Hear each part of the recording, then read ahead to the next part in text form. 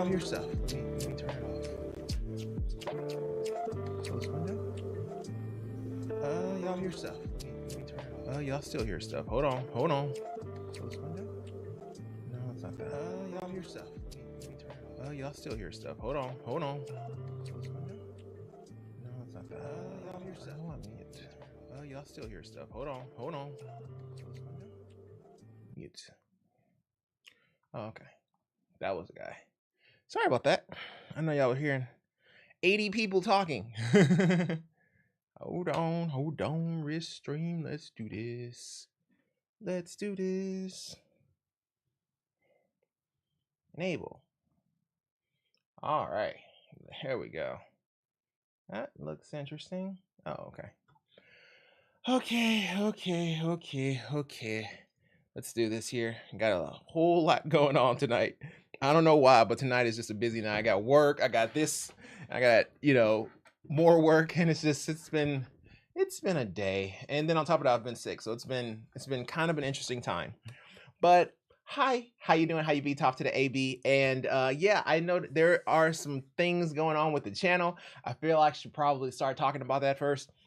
Okay, so essentially what I'm trying to do is so what had happened was I wanted to have a 24/7 stream for learning. Like, for example, if people wanted to learn how to troubleshoot issues, learn how to troubleshoot technical issues, and they can come on to my stream and just watch like the 24/7 offline. But if they have an issue or a question, they can just join the live stream and then, ask the question or attend and say hi and all that kind of good stuff.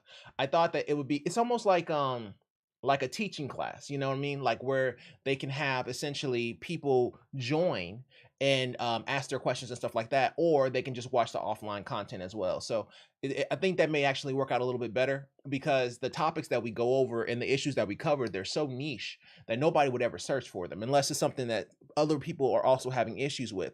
Like there was one that we did, like an issue that we did that had to do with RAM and RAM speeds and whether or not the motherboard would support it and whether or not it would actually boot with a faster RAM speed than the board can actually handle. Things like that to do kind of well because a lot of people are wondering that. But like some of the niche down issues that we have, it's almost no real point. So I was like, okay, well, this content is useful and valuable to a lot of people. So I might as well go ahead and kind of bundle it together and create a 24/7 live stream, which is what you see lower or a little bit lower than this particular live stream. But this live stream, this is more so for troubleshooting, tech support, chit-chatting, being silly, that kind of thing. Our usual thing that I've been doing for a while now. So I hope everybody had a good weekend, or a good weekday. Hope everybody had a good time at work, ready for this weekend. For some reason I work on Fridays, but I pretty much work every day, so I kind of get used to it. But oh God, what happened? What just happened? Oh, I clicked on Call of Duty. That's what happened. But Call of Duty isn't loaded right now. But okay, cool. So with that out of the way, that's what that is. And basically, I'm just gonna update it every like 2 weeks or 3 weeks or whatever that we do these streams. I can update that with new content. So and then at the end, I can just bundle it all and create like a training course kind of thing. So that's kind of the idea that I had in mind, but we'll see how that works or if that comes to fruition. I have no idea, but I'm just kind of learning and going. Well, not necessarily learn. I'm kind of playing the cards that I get dealt as I go. You know what I mean? So it's one of those kind of situations. But we do have a lot of stuff to discuss. Let's go ahead and get started here. Hope everybody had a good time. Let's go ahead and get this rocking. Got my fan going. Tea. Oh no, I can't touch it yet. It's like piping hot. I literally just brought it in here. Okay, I'll give it a little bit of time. Okay, let's go ahead and press the work button. Let's get to it. Alrighty, so I saw this one here. I thought it was kind of interesting. The Asus, oh my God, Asus ROG Swift PG42UQ 4K OLED review, stunning in every respect. And they were saying that it's basically a 4K OLED gaming monitor with 138 hertz. 138 hertz, meaning that it's overclocked. So it's a 120 plus 18. So they overclocked it for another 18 hertz with adaptive sync, HDR, and extended color. And this guy is huge and it is gorgeous. And it was like, hey, it's sharp, bright picture, accurate color out of the box, no input lag. But they was like the HDR red, slightly less saturated than competition. Okay, there are a lot, and I mean a lot of these monitors coming out nowadays with essentially 42-inch screen and like some type of OLED. And so they have this beautiful, gorgeous display. And then they have like HDR 1000 or HDR 500. And so, you know, they are relatively bright and some are extremely bright. And, you know, 27-inch, 28-inch, 32-inch, 42-inch. Here's my thing. Burn-in is a thing. I know that there is the technology of shifting the pixels so that it doesn't have burn-in, but when you're like me and you play a lot of games that have like cursors and reticles on the screen for really long periods of time, and even when you go to sleep you leave your monitor on, that kind of stuff, I worry that like after a week or a month of having like OLED, you know, literally the day after your warranty runs out is the day you actually start to get those stains from previous gameplay that got stuck in the monitor. So I just feel like it's going to be like that when with OLED actually on computer monitors. There's a reason why it never entered in the first place, and it was literally because of that. That burn-in is serious. So I always worry that, you know, maybe their technology isn't exactly up there to the point where it actually warrants being bought. I still think like this 2K 240 hertz monitor that most people have, that well, people that have, you know, like 48s, 3080s, 3070s and stuff like that, that 2K 240 range, I still think that's kind of like the sweet spot. And even going OLED, I can't wrap my head around it, man, because as soon as that thing has burn in and I can't do anything about it, oh yeah, it's gonna be a problem. Now what'd be interesting is if you can get warranties like Apple warranties and they can like come and service your actual monitor if case there's a problem. That would be interesting. Now that may be worth paying for if it's only like $100 or $150 more. That would actually be pretty cool, but I seriously doubt that's going to be a thing. I'm so sorry. My sister. Give me 1 second here. Let me mute my phone. Man, I'm in a whole thought process, man. What is going on? Y'all can't even wait. Okay. But what was I talking about? Oh yeah. So the 4K 120 hertz monitor. And yeah, it'd be kind of interesting to see exactly what happens when it comes out and if it actually does give you that burn in, but only time will tell. Oh yeah, that's right. That's right. Okay. So this is something that I wanted to attribute. Like, I think that the burn in may end up being a situation like so this Mac Mini that I purchased, right? I purchased it on January the 1st from Best Buy. Best Buy has a 14-day policy and oh no, 15-day policy. So they have a 15-day policy and the new Mac Mini launched on the 17th. So basically as soon as my warranty expired, literally the next day the new one came out, and so now I can't return it. Best Buy was like, oh man, I'm sorry, it sounds like you got hosed. And I'm like, so cold-blooded, Best Buy, I thought we were friends. And yeah, it's frustrating when, you know, you buy a product and you think you have the best product at that time, because I've always been the type, when it comes to like buying products and stuff like that, I've always bought like whatever's the best right then and there, because it's better than having excuses later on or trying to always upgrade every year. So I'll upgrade once and then not upgrade for like 3 years, and I'll come back and upgrade once and then not upgrade from 3 years, as opposed to upgrading every 20 minutes. But it hurts whenever you upgrade and they immediately come out with a new version. It's just like, why did I waste my time? Like, I want my money back.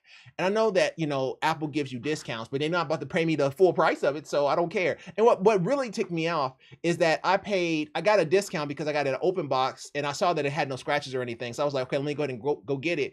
But it was $570 after tax. The new one that came out is $599.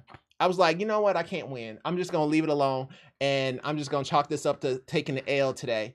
But yeah, that's how I feel about the ROG Swift or just any of these OLED TVs. I feel like as soon as whatever warranty or return policy is over, it's going to burn in.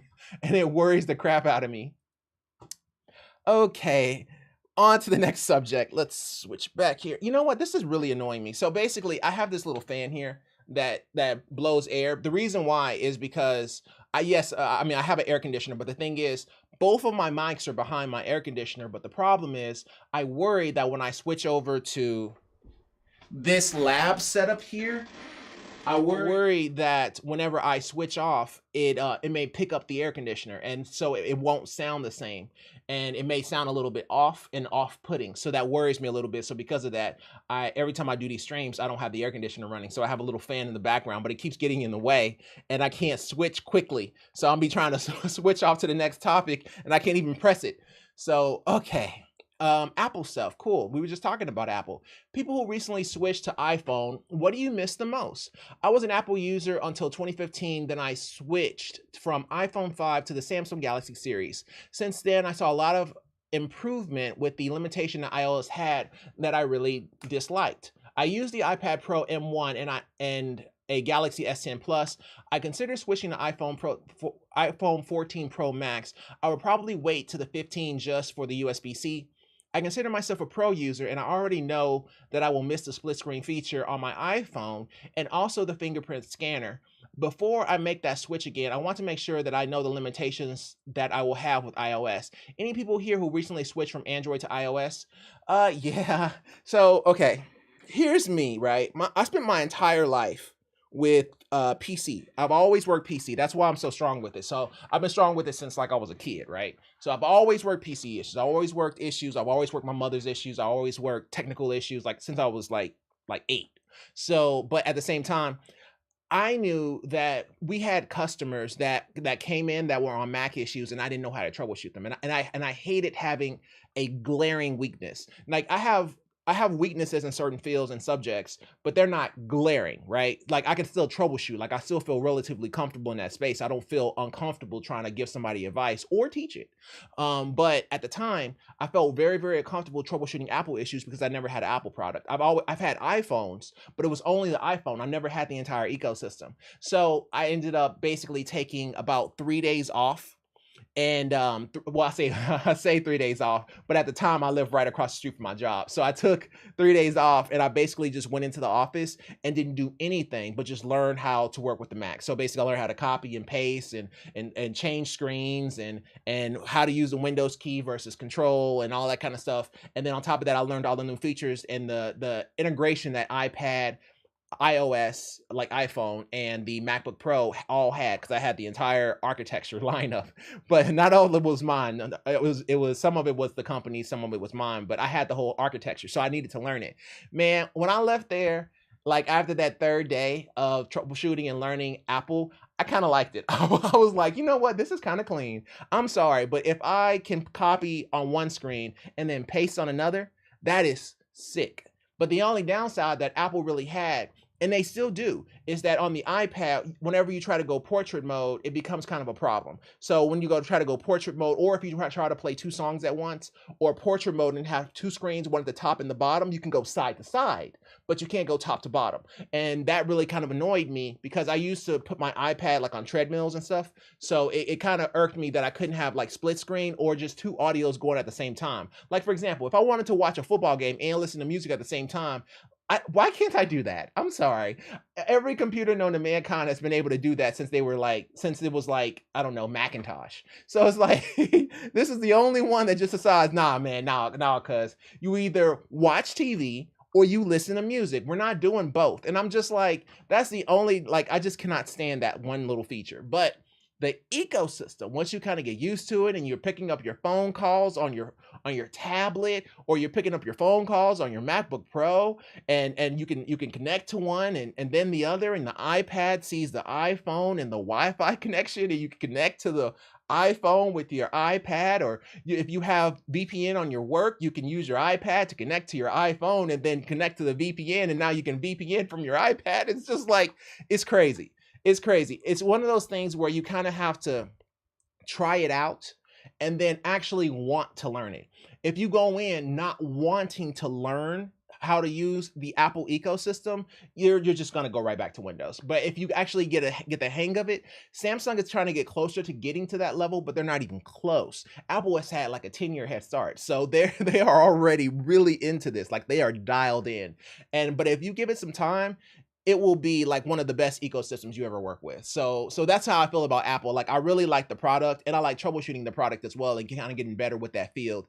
And because of that, I like trying to teach people about Apple as well as teaching people how to go with PC, which is kind of weird because usually, most people who are trying to troubleshoot or anything like that, they're usually one or the other. It's rare that they're both camps. So a little story for you and what I feel about the whole iPhone situation. I don't even know what to say to this person on this thing.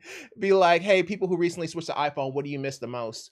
Who recently switched to iPhone? What do you miss the most? Um, the ability to play music and watch YouTube at the same time. I mean, like, why? Oh, he probably doesn't know what I'm talking about. Like, why, Apple? That is just, it's like literally one of the most frustrating things ever, man. I cannot stand that. As soon as you turn off my music just so I can watch TV, it's just stupid. It's stupid. Why don't you think that I maybe want to listen to both at the same time? It's so annoying. Okay, I'm off my soapbox about Apple products. Okay, this is from CNET. It says basically Social Security numbers stolen in PayPal cyber attack. About 35,000 users were affected by the credential stuffing attack, the company says. The Social Security numbers and other personal information of about 35,000 PayPal users were stolen in a December credential stuffing attack. The company said in a Wednesday regulatory filing. Credential stuffing?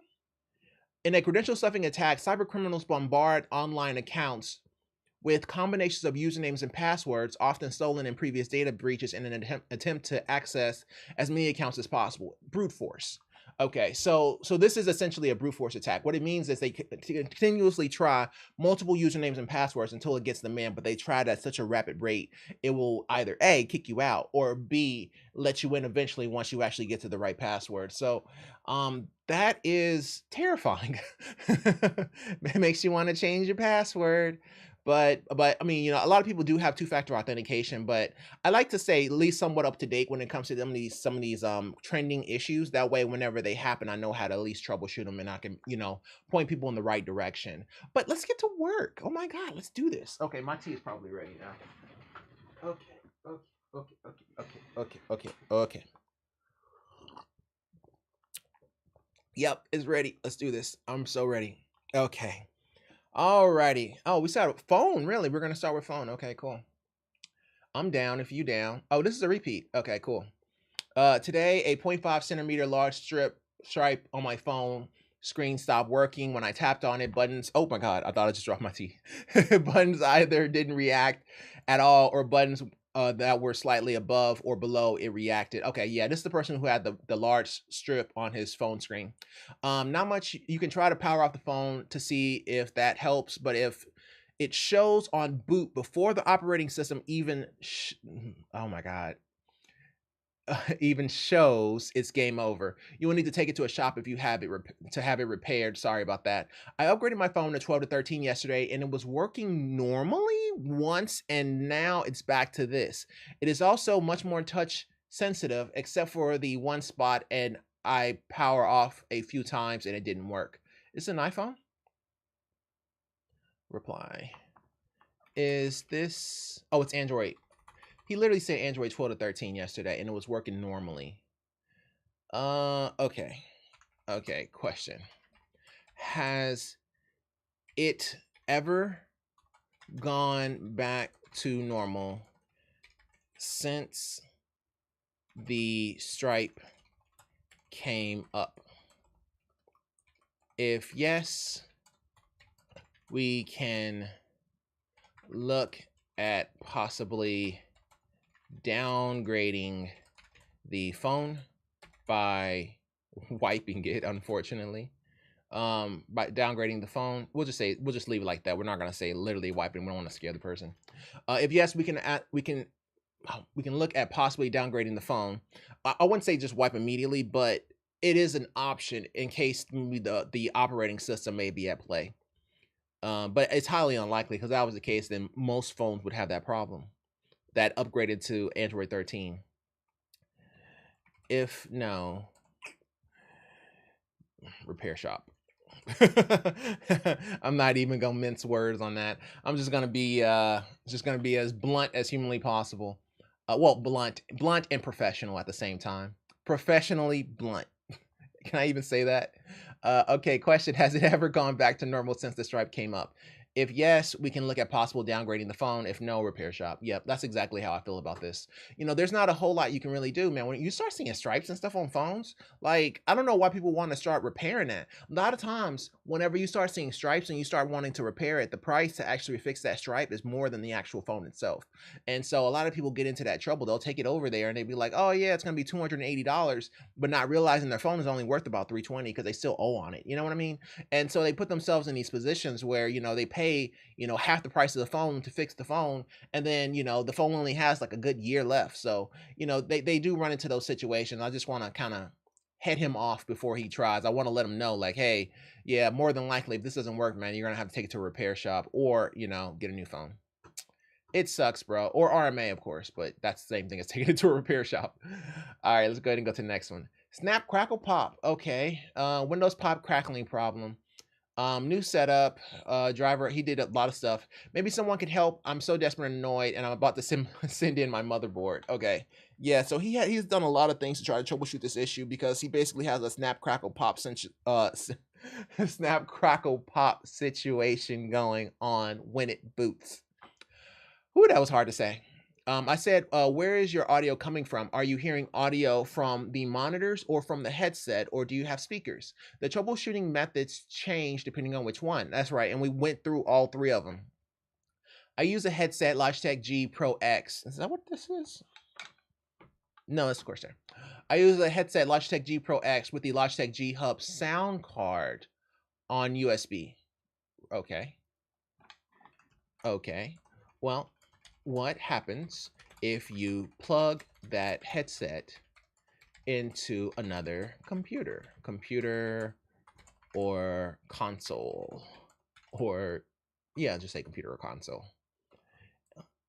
Likewise, how does the audio sound on boot when the monitor is set as the default sound device? So we'll play it that way, right? We'll play in and out. So basically, unhook the entire thing, unhook the headset, unhook whatever the heck he was talking about with the G Hub. No, I'm joking. I know what that is. Take the G Hub, take the actual headset, go into a different room, plug it up, see if he also gets the snap, crackle, pop. If he does, then he's having an issue with the headset. Meanwhile, also, go ahead and reboot the computer while the audio is set to the monitor to see if he also gets the snap, crackle, and pop. That will let us know that if it's not the headset, then it's the computer. So we'll probably have to troubleshoot it that way. Let's break them apart and then, see exactly what's happening on one side or the other, and then we troubleshoot it that way. But yeah, that's what we'll do. And we got to answer this guy because we're the only people talking to him. So hopefully we can get him taken care of. It shouldn't take too long. Now that we're kind of getting pointed in the right direction, this shouldn't take long. He has the easier of the three, between it being the actual computer, the headset, or what was the third one? Oh, a third party. Okay, maybe he has 1 and 3. So it really kind of just depends on the situation. But we'll divide and conquer. Divide and conquer is the best way to go for him. Okay. Oh, that's the stuff. Okay. Cool. Is this a decent computer for gaming? Cyberpower. I never used to like cyberpower PCs, but I love their what are they called? Battery backups. Their cyberpower battery backups. Oh, they're great. Oh, they are great. Fun fact about okay, here's what happened, right? So I used to work this is story time. Let me switch over. Okay, so I used to work in basically a radiologist's office. I used to work with radiologists. I used to teach them. I used to teach them on software, and so essentially, one of the radiology offices, I'm not exactly sure what the lady did. I think they may have bumped a sprinkler or something, but the place got drowned out. Okay, so it got just flooded, right? So they had to turn off all of the equipment and get the heck out. And we still had gear in there, right? We had a bunch of backup battery backups. They were huge. And this was like, they were probably like maybe $400 battery backups. We're talking like 2,000 watt. Like, they were freaking huge. And they were cyber powers. And so we were able to save them. Okay. And we got them back to the office. But our boss was like, man, we can't actually put this back in the hospital because it is a fire hazard. So he was like, y'all can just have them. We were like, he was like, what? He was like, are you sure? He was like, yeah, we can have them. I was like, oh my God. So we split them, right? And I got gypped because I had two, but I got a guilt tripped it into giving one away. So like one of my colleagues or whatever, he was like, man, I really need it, man. I'm going through this thing, you know what I'm saying? Me and my girl, we trying to set up this whole computer station thing, and she needs one and I need one, and I only got one, but you got two. Let me get that other one off of you. I was like, we literally had a barter process, and he ended up taking my other battery backup unit. So I only ended up with one. But I tell you what, that battery backup unit, this was 8 years ago. It still works. I literally have it in the other room with my router and my modem hooked up to it and my little 24/7 PC. Like that battery backup has been through an entire flood and it is still kicking. So that's why I absolutely love CyberPower. I don't know what they put in their battery backups, but them bad boys be working. Like, I mean, it was flooded. It still worked. No problems whatsoever. Battery didn't even die. Nothing died. No, battery was cool. The CyberPower, the box was cool. It powered right on. It didn't even beep at you. It just turned on. It was like, let's go. I was like, oh my God. Battery was like 60%. I was like, what kind of mess is this? Like, what are they making over there at Cyber PC? Because that thing was amazing. Okay, now back to his actual subject. Okay, let's see here. CyberPower PC Gamer Extreme. He has an Intel Core i5 12600KF, 16 gigs of RAM, 1 terabyte SSD, 3060 Ti, and Windows 11 Home. 3060 Ti is what? If you're buying it new, what is it, like 600-700? And then 16 gigs of RAM, maybe 150, 8, 9. Not a lot. I would say about $1,400 with everything. So a little high. That's not a little high. Sounds pretty high for that, but it really depends on how comfortable you are building a PC. It is a little high. Okay, I was just making sure that I heard my fan spin up, but I started to get worried. Yeah, it sounds pretty high. That's pretty high, man. It should be around 1,400, give or take, somewhere in that area, depending on. I haven't seen the chassis, but I mean it's a cyber PC. Let's not play games.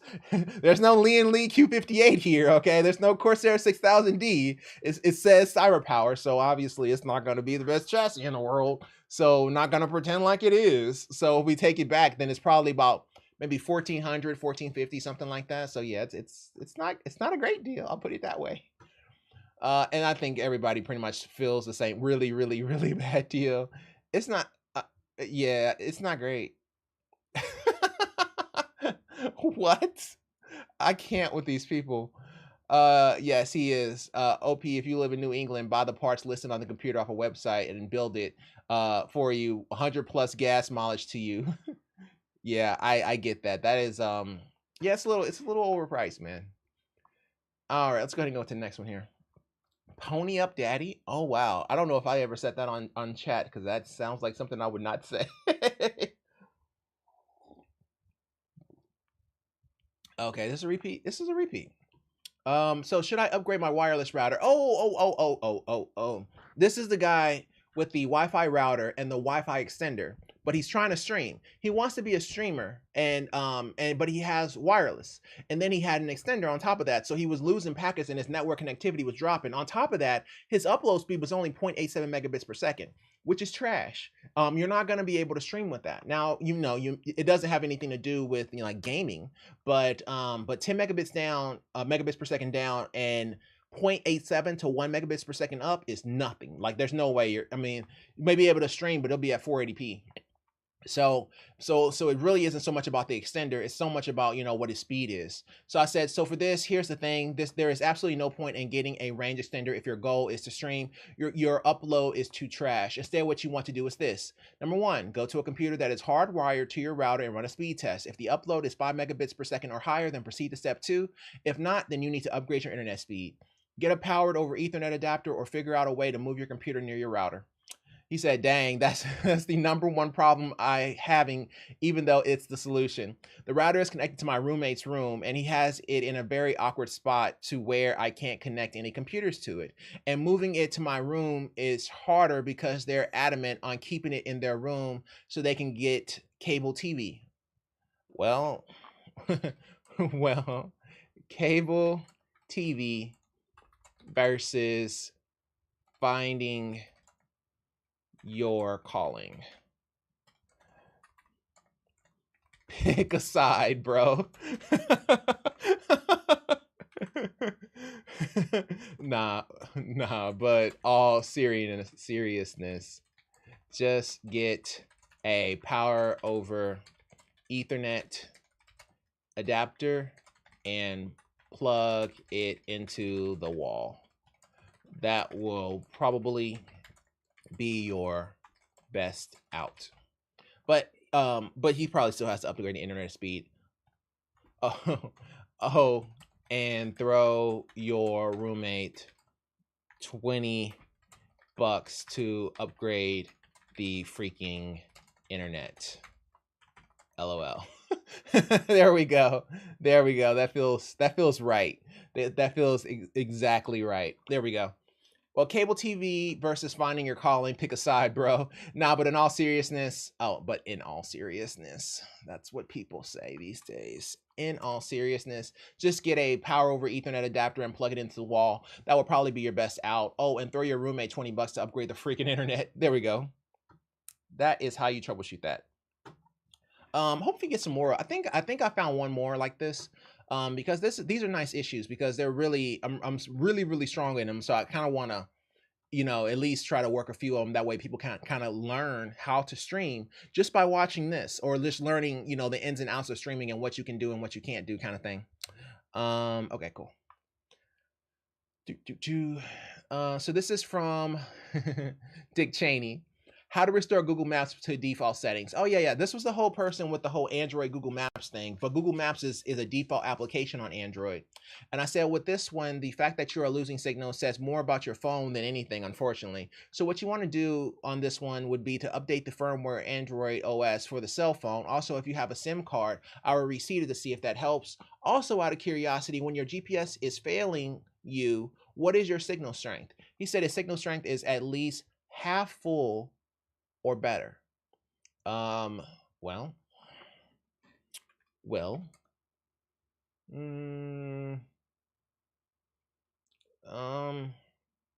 is it 4G or 5G? Also, you want to update the firmware. You're losing signal, says more about your phone. Also, have you updated the firmware? I don't like it when I have to repeat it because it sounds like I'm being aggressive when I'm really not.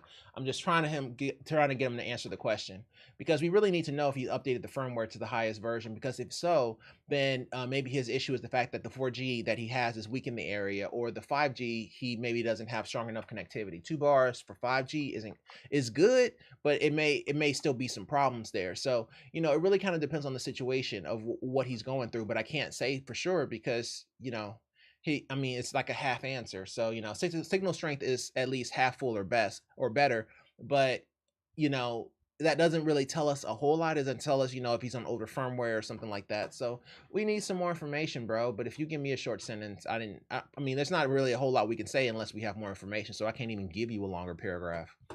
We need more info. Group 2, let's do this. Okay.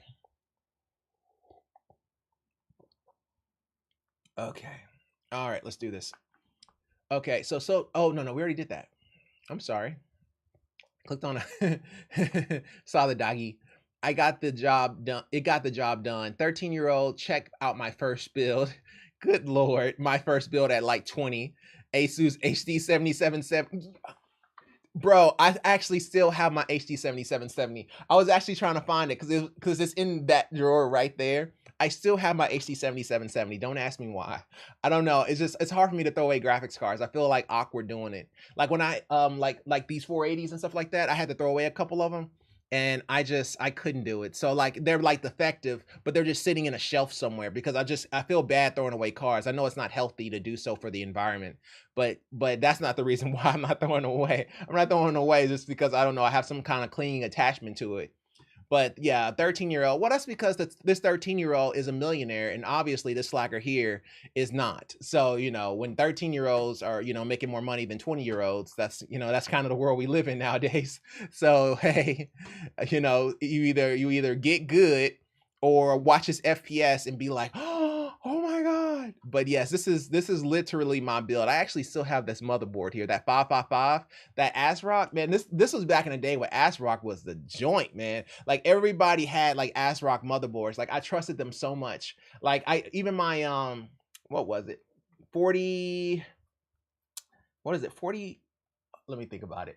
40 it was the 3770, and then there was like a 4390K. And oh no, 3930K. The Intel 3930K. The 3930K was 6 core, 12 thread, and plus you can get 8 DIMM slots. So you can have up to 128 gigs of RAM on that bad boy. Oh my God, it was so good. It was so good. I thought I was balling with that board. Now, I work for Best Buy, mind you, so a lot of that I got for free or really cheap. Best Buy used to have this program. It was called like the Intel Rewards program or something like that, where you can either get the highest end consumer grade CPU or the highest end professional CPU.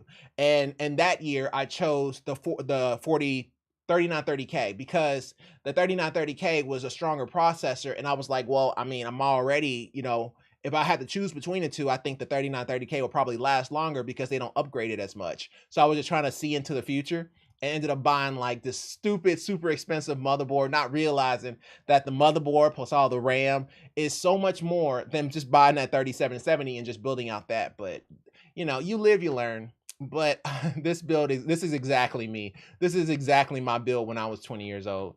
That 7770 was fire, bro. I don't care what anybody says. That 7770, back when it was still what was it? ATI Radeon or something like that. It wasn't AMD. It was yeah, I can't remember, but yeah, I think it was like ATI Radeon or something. But oh my God, it just brings back memories. But I didn't have this one. I had the Phenom. It was the oh man. There was the 1190T. Yeah. Yeah, or 1090T. The 1090T is what I had, and that Phenom or Phenom, however you want to pronounce it, 1090T. It was before the FX8350. Oh, it's coming back to me. Yeah, so there was the FX8350, and then there was the Phenom 10900T and the 1100T. I had the 1100T, and then I didn't want to upgrade to the 8350 because it was a fireball. I didn't see a point, and I just stayed with the 1100T. But that was such a good processor. It was like 6 core, but I don't think it had any hyperthreading. I don't think hyperthreading was a thing back then for AMD or yeah, AMD. I was making sure I called them by their name right. Okay, so this is from Docky Doc. Docky Doc? Okay, I remember this one. Okay, let's do this. Okay, so let's see if we can help this person. Let me see. I'll just keep talking until I remember it. Black screen while playing. It's the second time I got a black screen with sound freezing playing Guild Wars 2. Oh yeah. In the last 6 months, had to restart the computer both times using the power button as I couldn't do anything. I don't have this problem playing any other game, so I like to know if the problem comes from me, the game, or something else. Everything had happened, the temps usage looked normal, and I wasn't doing something particularly heavy for the PC. I played games that were way harder on the usage temps for longer, but never had this problem. And I said, let's start with this. How long does it normally go before it crashes? Is it random? If it is, could you lower your settings to the lowest possible to see if that helps? I understand it will look ugly. Just do dailies or something in the meantime, but give it enough time to see if the crashes subside. But it sounds like an issue with your GPU memory. I would try to update the drivers on the GPU as well. And he said, it's completely random. First time it happened while in a fight. Second time I was idle in some map doing nothing and then had just started playing. The settings are already medium low. I'll lower the settings and thanks for the input. And I said, yeah, keep me posted. Not too many options outside of the GPU on this one, but will be interesting to see what will happen if the settings are at their lowest. It sounds more like a sector of memory is errored out, and when you hit said sector, it B-sides you. But do you perchance have a spare GPU you can swap out with this one? He said, nope, only this one. I did lower the settings and update the drivers, so we'll see if it happens again. Okay, that was within 23 hours. I was like, bro,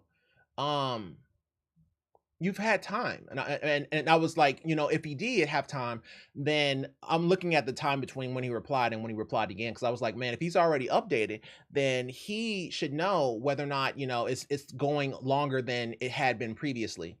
But and update the driver, so we'll see if it happens again. But since it's so random, I can go a month without one thinking it's fixed before I get a new black screen. Hopefully the memory is fine. Starting a new job in a few days, and it'll take me a month or so to do an RMA on the GPU. I come back to you if I ever get another black screen, though. Thanks for the help. Appreciate it.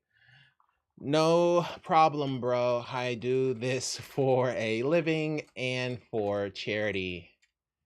Just click my name to see my channel, and you can hop on to ask questions whenever you want. Cheers. There we go. That's not bad. I'm not like advertising myself. I was just letting them know, like, bro, just click on my name. It's not hard. If you click on my name, you can see, you know, what my my Twitch and YouTube and TikTok and Instagram and Facebook and all the other social media platforms that I try not to watch. What they are. All right, so this is from, okay, I thought I heard something, but no, I think we're good. Okay, so this is from Hazrama. Okay. HP Victor's laptop screen repair estimated quote and possible options. You want a quote? I recently bought an HP Victor 16 laptop. Okay. Even I am not sure about that one. Images? Okay. Victor's by HP, yeah. Okay. All right, and one picture, because, you know, why would you need more than one picture? It's not like you're buying something expensive or anything. That'd be stupid, right? Also one picture. You know what? Forget you. HP Victus. Here we go. There we go. Okay. Okay, so just like a standard laptop. Few ports. Cool. Cool beans. We were on group 2, weren't we? So I need to stop losing my way. And unfortunately, the screen broke due to an accident. There's no visible crack on the screen, but when I turn on my laptop, on the LCD display has a crack on the whole screen. Can I repair this damage on my warranty? And if not, what will the general estimate be on fixing this damage in the US? Thank you.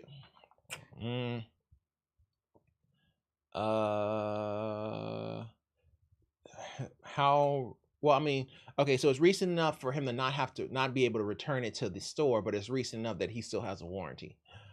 Well, typically with this one, you would just call the company and ask them about the RMA process and price for the damage accrued. For the damage. What did I say the damage was? Jesus Christ, Anthony. You're trying to add words unnecessarily. Well, typically with this one, you would just call the company and ask them about the RMA process and price for the damage. They will let you know before proceeding with the RMA. Any prices we can give you would just be an estimation. So I really can't say. Oh my God, Anthony. Wow. So I really can't say, but maybe 300 to 500, give or take. If we are talking about straight cash. but just ask the manufacturer. Manufacturer. Okay, I get what he's trying to do. What he's trying to do is he's trying to figure out how much it'll cost before he calls the manufacturer, because he's worried that once he asks them, they will blacklist him, so the next person picking up won't allow him to RMA the device. So he may get shafted out of his warranty. That's what it sounds like. That's kind of what he's worried about. But they don't care like that. Oh my God. Okay, this is the last time I turned this off, and I'm so sorry. And if this happens again, I muted it, and it unmuted itself just to ring. Okay. Okay, what are we talking about? We're talking about the manufacturer. Okay, so $300, $500 just take and give the manufacturer, or give with the manufacturer, because he's worried that that they would essentially judge him because of it, or blacklist his account, so that he cannot they would void his warranty, essentially. I guess that's the best way to say it. So I get what he's afraid of, but they don't care like that. If they can fix it, they can. If they won't, they won't. And that's kind of how they do things. They don't really care that hard. I think he's a little bit more worried than he needs to be. But maybe 300 to 500, give or take, if we're talking about straight cash. But just ask the manufacturer. They will let you know. Jesus, that is so tacky. That's so tacky. And now I'm mad at myself because I let my freaking phone go off twice in a stream. Like, what is wrong with you, Anthony? You're better than that. And I literally muted it, and it did it again. That's so stupid. Okay, Patrick, that helps. Made this while my file copy is stuck. Okay, at 14%. It's okay. You go when you feel like it. I remember this episode. I think he was racing Gary, and he got just smoked because it was a rock. Like, he was trying to, I don't know what Gary was trying to do, but yeah, it's sad that I know that. but SpongeBob used to be my joint. I don't know. It was kind of like I always rank SpongeBob and like shows like this, like it was just like mindless fun. Like, you didn't even have to turn on your brain to actually watch it. And like nothing about it made you think. So I don't know. It was kind of one of those kind of situations. It was like mind numbing. Okay, but anyway, Lim1697 writes, PC fans turn on no display, no lights. Okay, that sounds interesting. My friend bought a pre-built iBuyPower PC from Best Buy. Why is iBuyPower just all of a sudden like our main topic today? He doesn't use it often, but there was a power outage where we live, and after that, his PC will not boot. Oh no, I said water. I did not say power outage. See, you're doing too much. You're doing too much. I said it will survive a flood. I did not say it will survive an electrical current discharge. Like, that's totally different. You're not paying attention. What did I just say? Like the title says, the fans spin a bit slowly, and so does the cooler, but there is no display, no RGB, and the GPU lights turn on, but the fans do not spin. GPU lights turn on? I have tried replacing parts. It is not the PSU or RAM. There are no lights on the motherboard indicating an issue with the CPU. I cannot even boot to BIOS. I am stumped. Any advice? Okay. Well, like the title said, the fans spin a bit slowly, and so does the cooler, but there is no display, no RGB, and the GPU light turns on, but the fans do not spin. I thought you said there's no RGB. Okay, there's no RGB just around, but the GPU light tries to boot, but nothing happens. Okay, well, are there any, does the motherboard show anything? Does the motherboard show an error code? This kind of screams motherboard. I don't think there's a person on earth that would disagree with me. I mean, you can't even say CPU because, I mean, you know, in a power outage, it's either going to be the power supply or the motherboard that goes out. And you said you've already replaced the power supply, so I'd go motherboard. Does the motherboard show an error code? This kind of screams motherboard. Let me think if there's anything else I want to say on that. I can't really think of anything. That's kind of, you can go CPU, but really you're just wanting to go motherboard on this one. They said they swapped out the power supply, and it tries to boot, but it can't. RGBs doesn't come all the way on, so it sounds like the computer doesn't all the way turn on.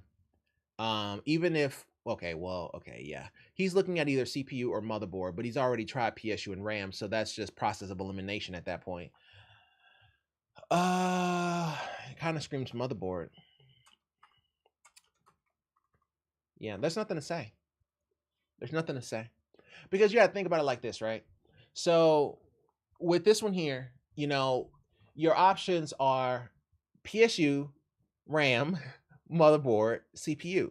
That's exactly how you would look at that particular issue. Now you can say GPU because the fans don't spin up, but there's no RGB on the GPU. So the GPU could be damaged as well.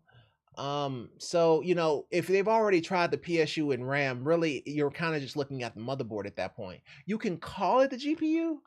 How much do I want to think that it's the GPU? I mean, there's a possibility that it could be his GPU. And after that, his PC will not boot.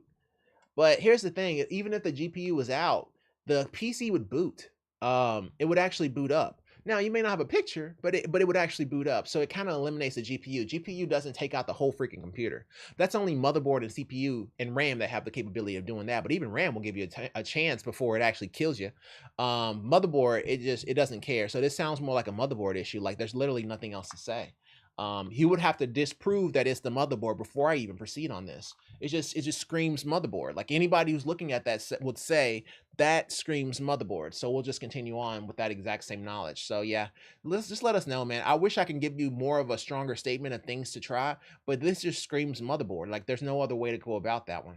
Hopefully you have an error code there that you just aren't seeing, or maybe it's covered up by something like the graphics card.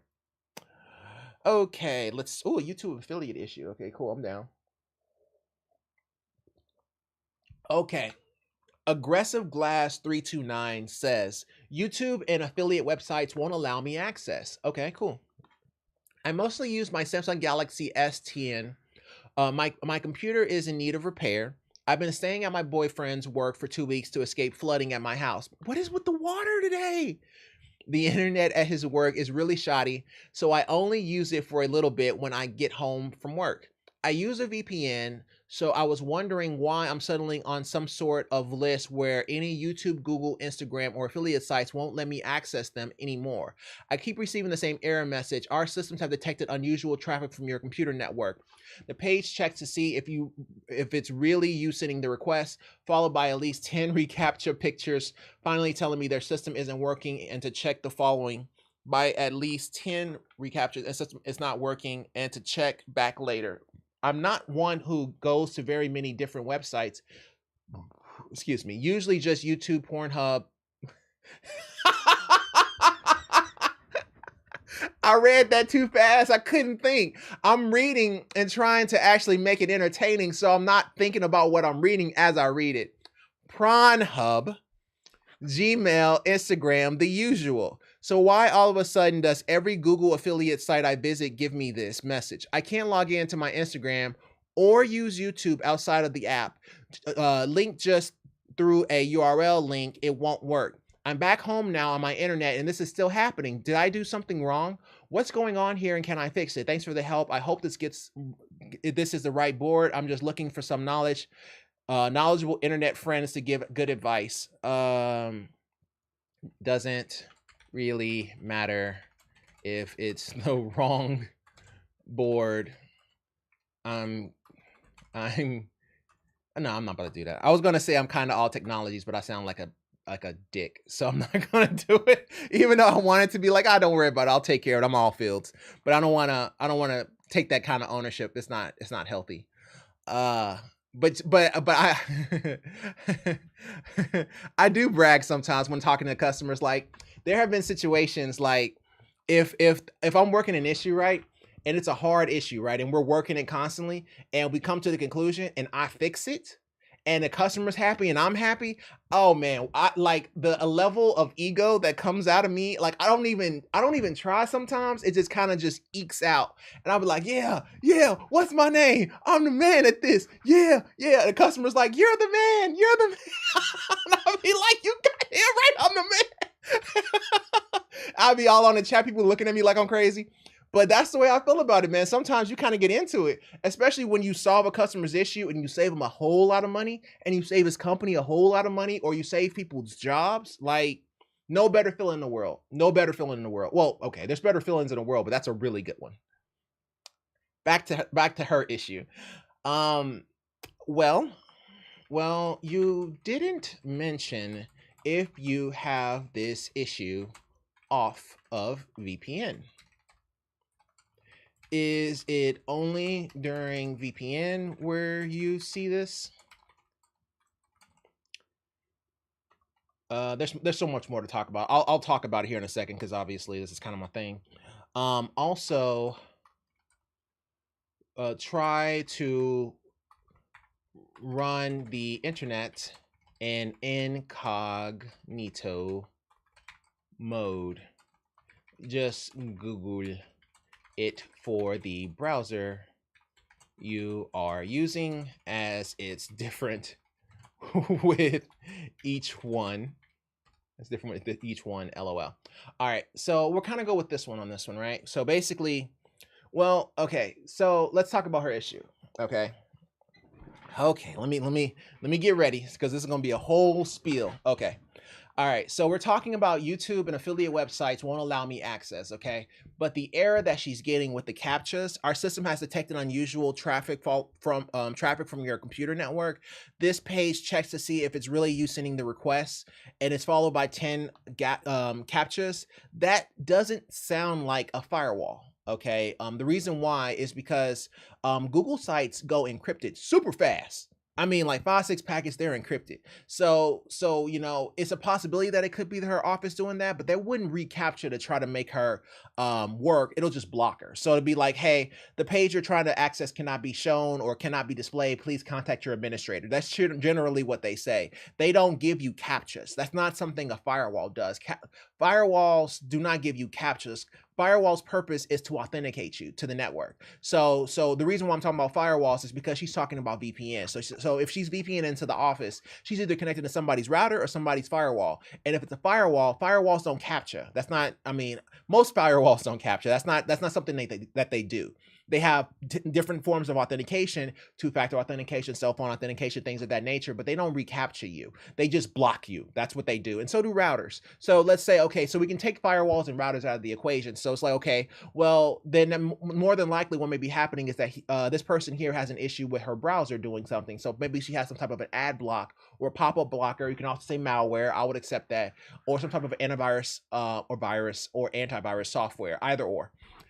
So you can play that route, but the easiest way to play this game is to have them load a browser in incognito mode. They'll tell you everything you want to know, because if you load into incognito mode and you still have the issue and you're off VPN, well, we're running Malwarebytes at that point, right? So, you know, and if you have the issue in incognito mode and you're on VPN, well, we're looking at the company. Because maybe the company has some type of rules that are blocking you from doing that, and it is not a firewall or a router, but they have some type of sniffing software, or they have some type of traffic that's playing man in the middle. Maybe it's a big company, and they have the ability to actually decrypt your traffic before it sends it, and maybe it's the one that's doing it, or maybe she's having some type of issue with that particular software. So there is a possibility.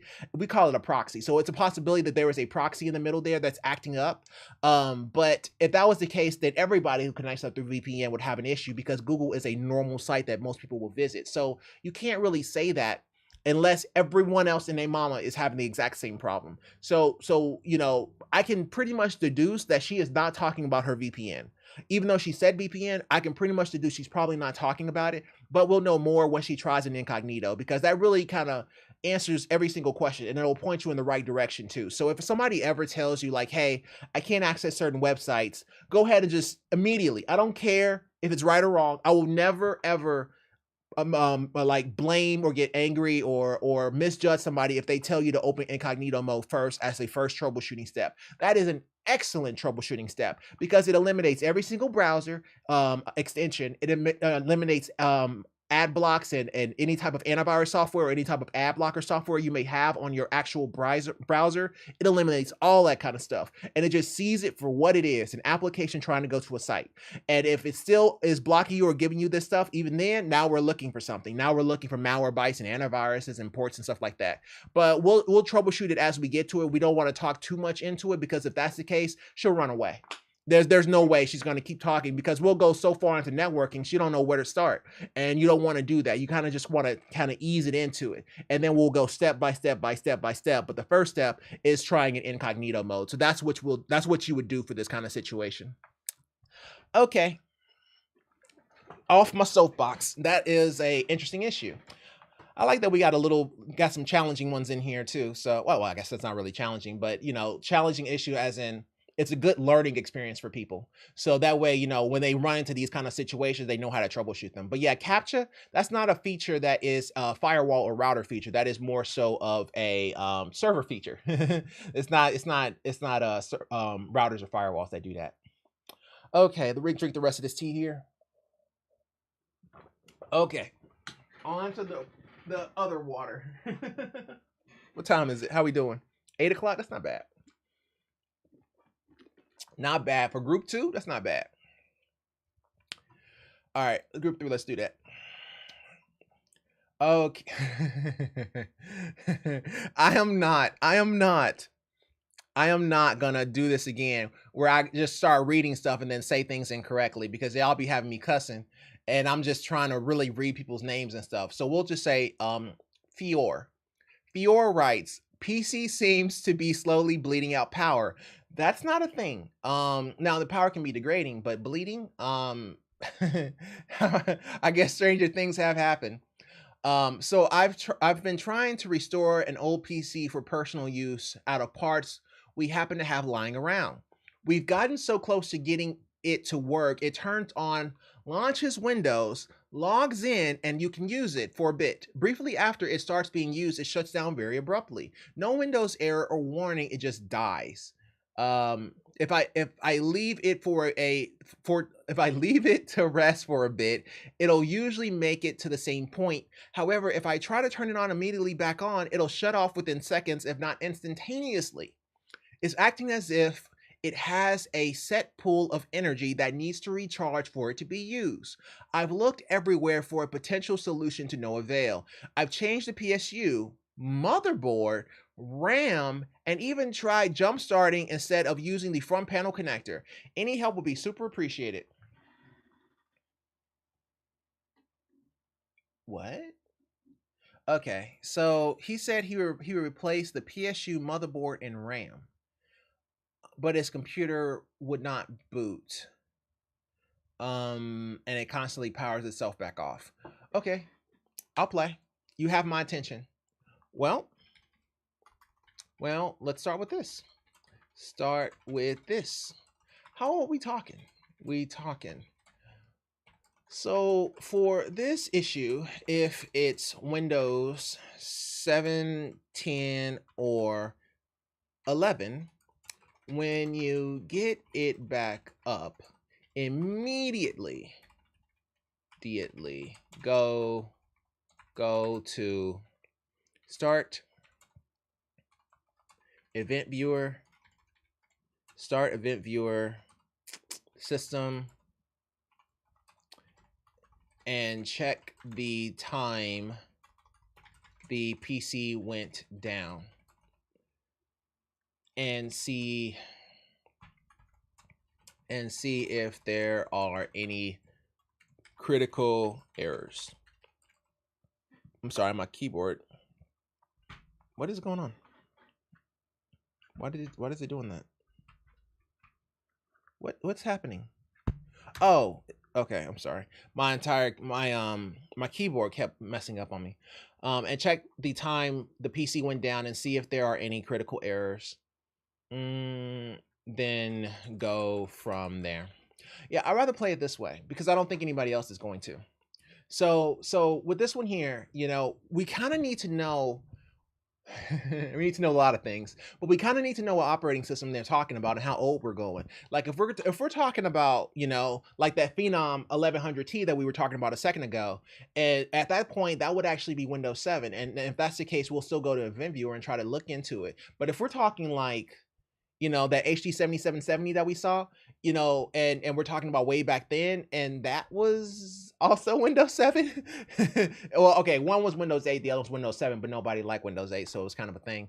But Windows 8.11, but yeah, Windows 7, and all of those, then it's still going to be the exact same thing here, but essentially, yes, you would need to go to Event Viewer to see what kind of errors you're getting because of the crash. Now, because you said you've already swapped out your RAM, your PSU, and your motherboard, but you still have the same problem, you're kind of looking at only a few options there.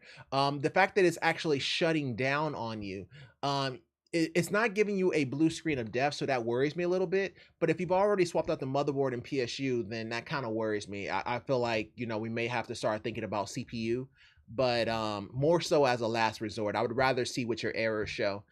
Typically CPUs, if they're getting ready to go out or have problems, they would actually BSOD you or not boot up at all. The fact that his actually turns on and actually gives him a page and everything is working, and then it's kind of dies, makes me think well, the things that it makes me think you've already replaced. So I would say for this one here, it wouldn't be GPU. Really, CPU is all that's left. Could you say hard drive? Let me think about that.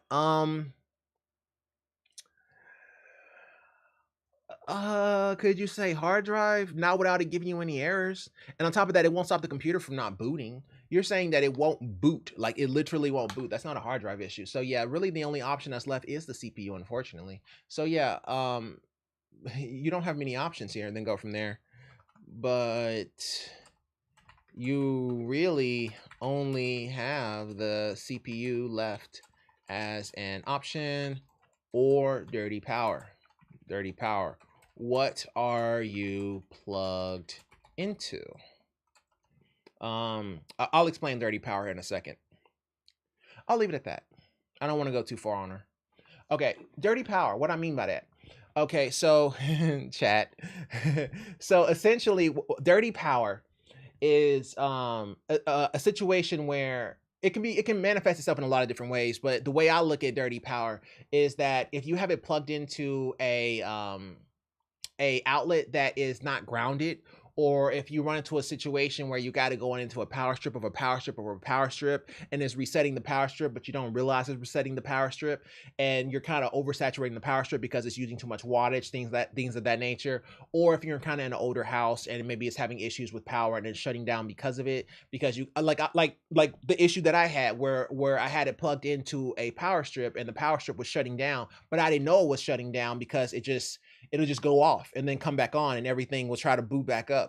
And I didn't think that it was the power strip because there's no button. It's not saying anything. You don't hear a click or anything. It just turns itself off. So it's a possibility that they could have issues with like outlets and stuff like that. So you kind of could go that way, but really it kind of, all signs kind of point to CPU, but I would rather see what the critical errors say, because it's going to give her more than kernel boot.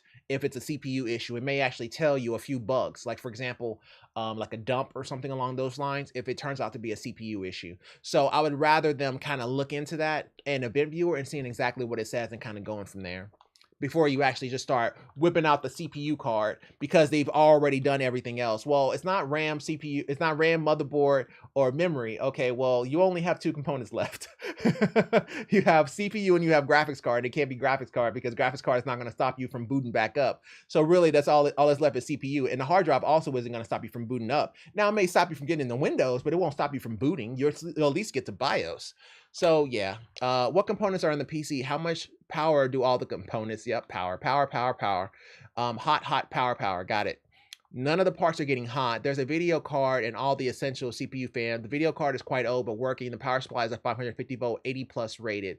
80 plus rated is kind of low. But I respect his answer or his question. Like, that's pretty good. I mean, he went the same route we did. Kind of going about power, but I like this route better. Let's see what they say from that and kind of go from there. But yeah, power is that's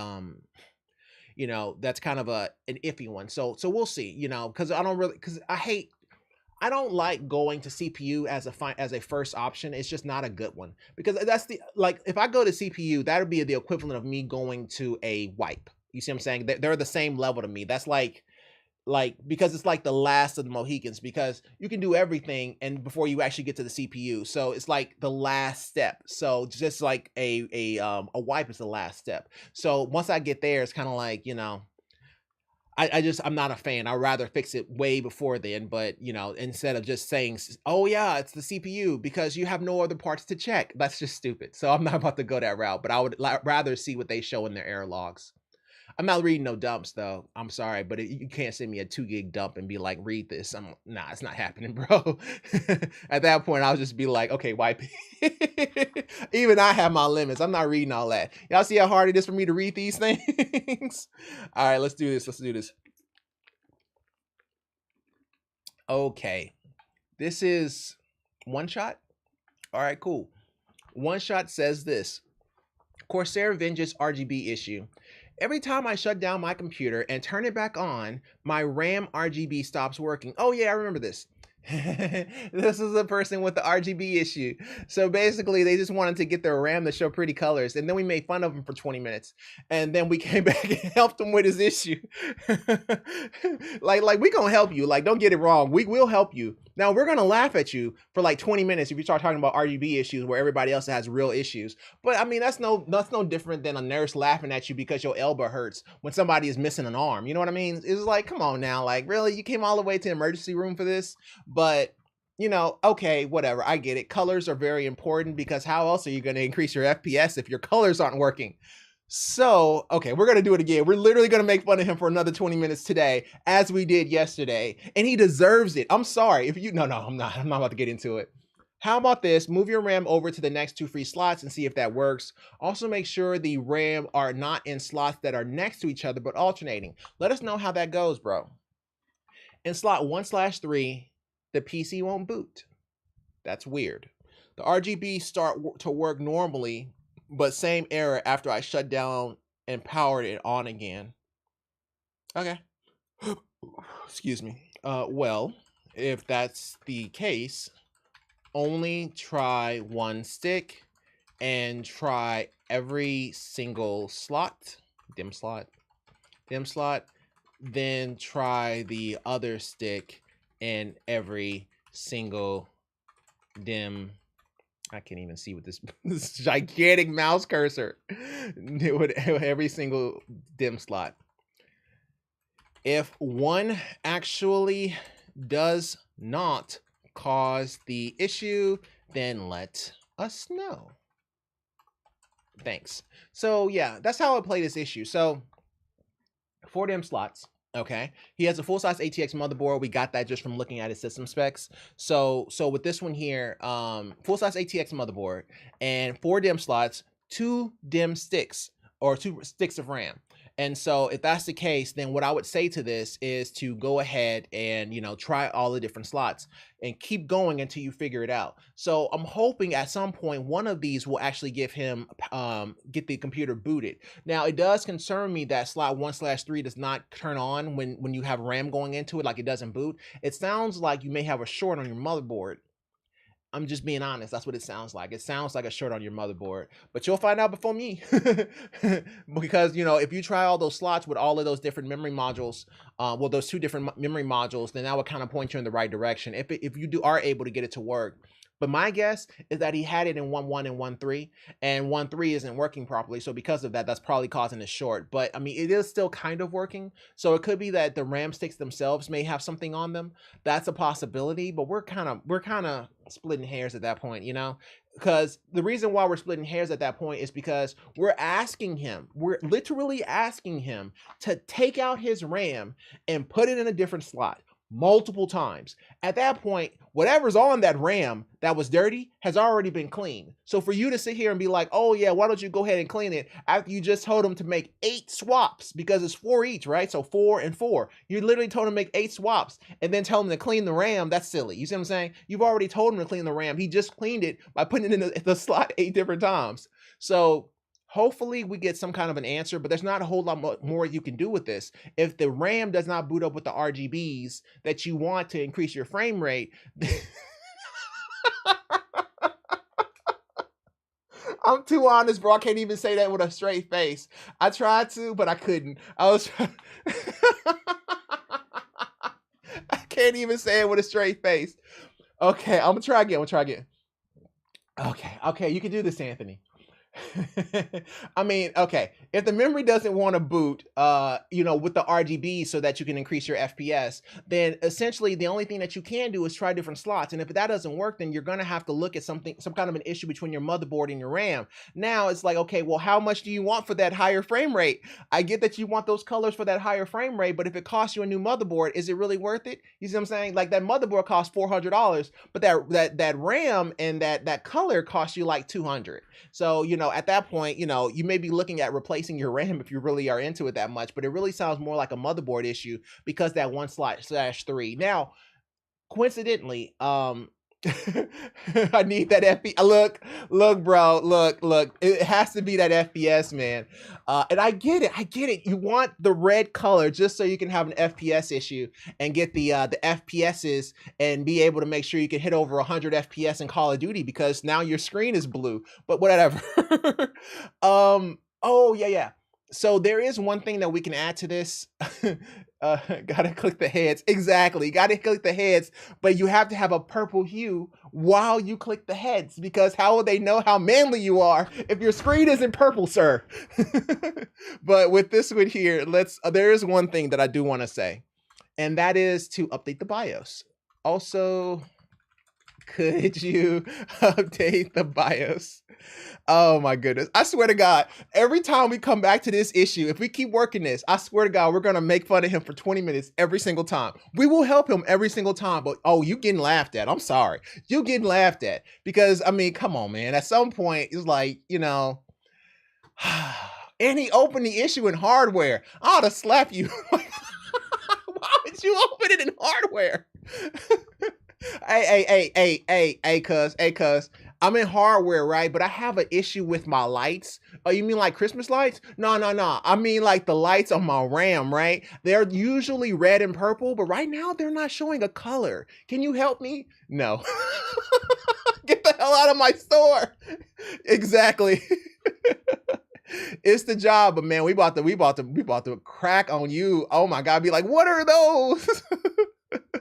Okay, I'm done.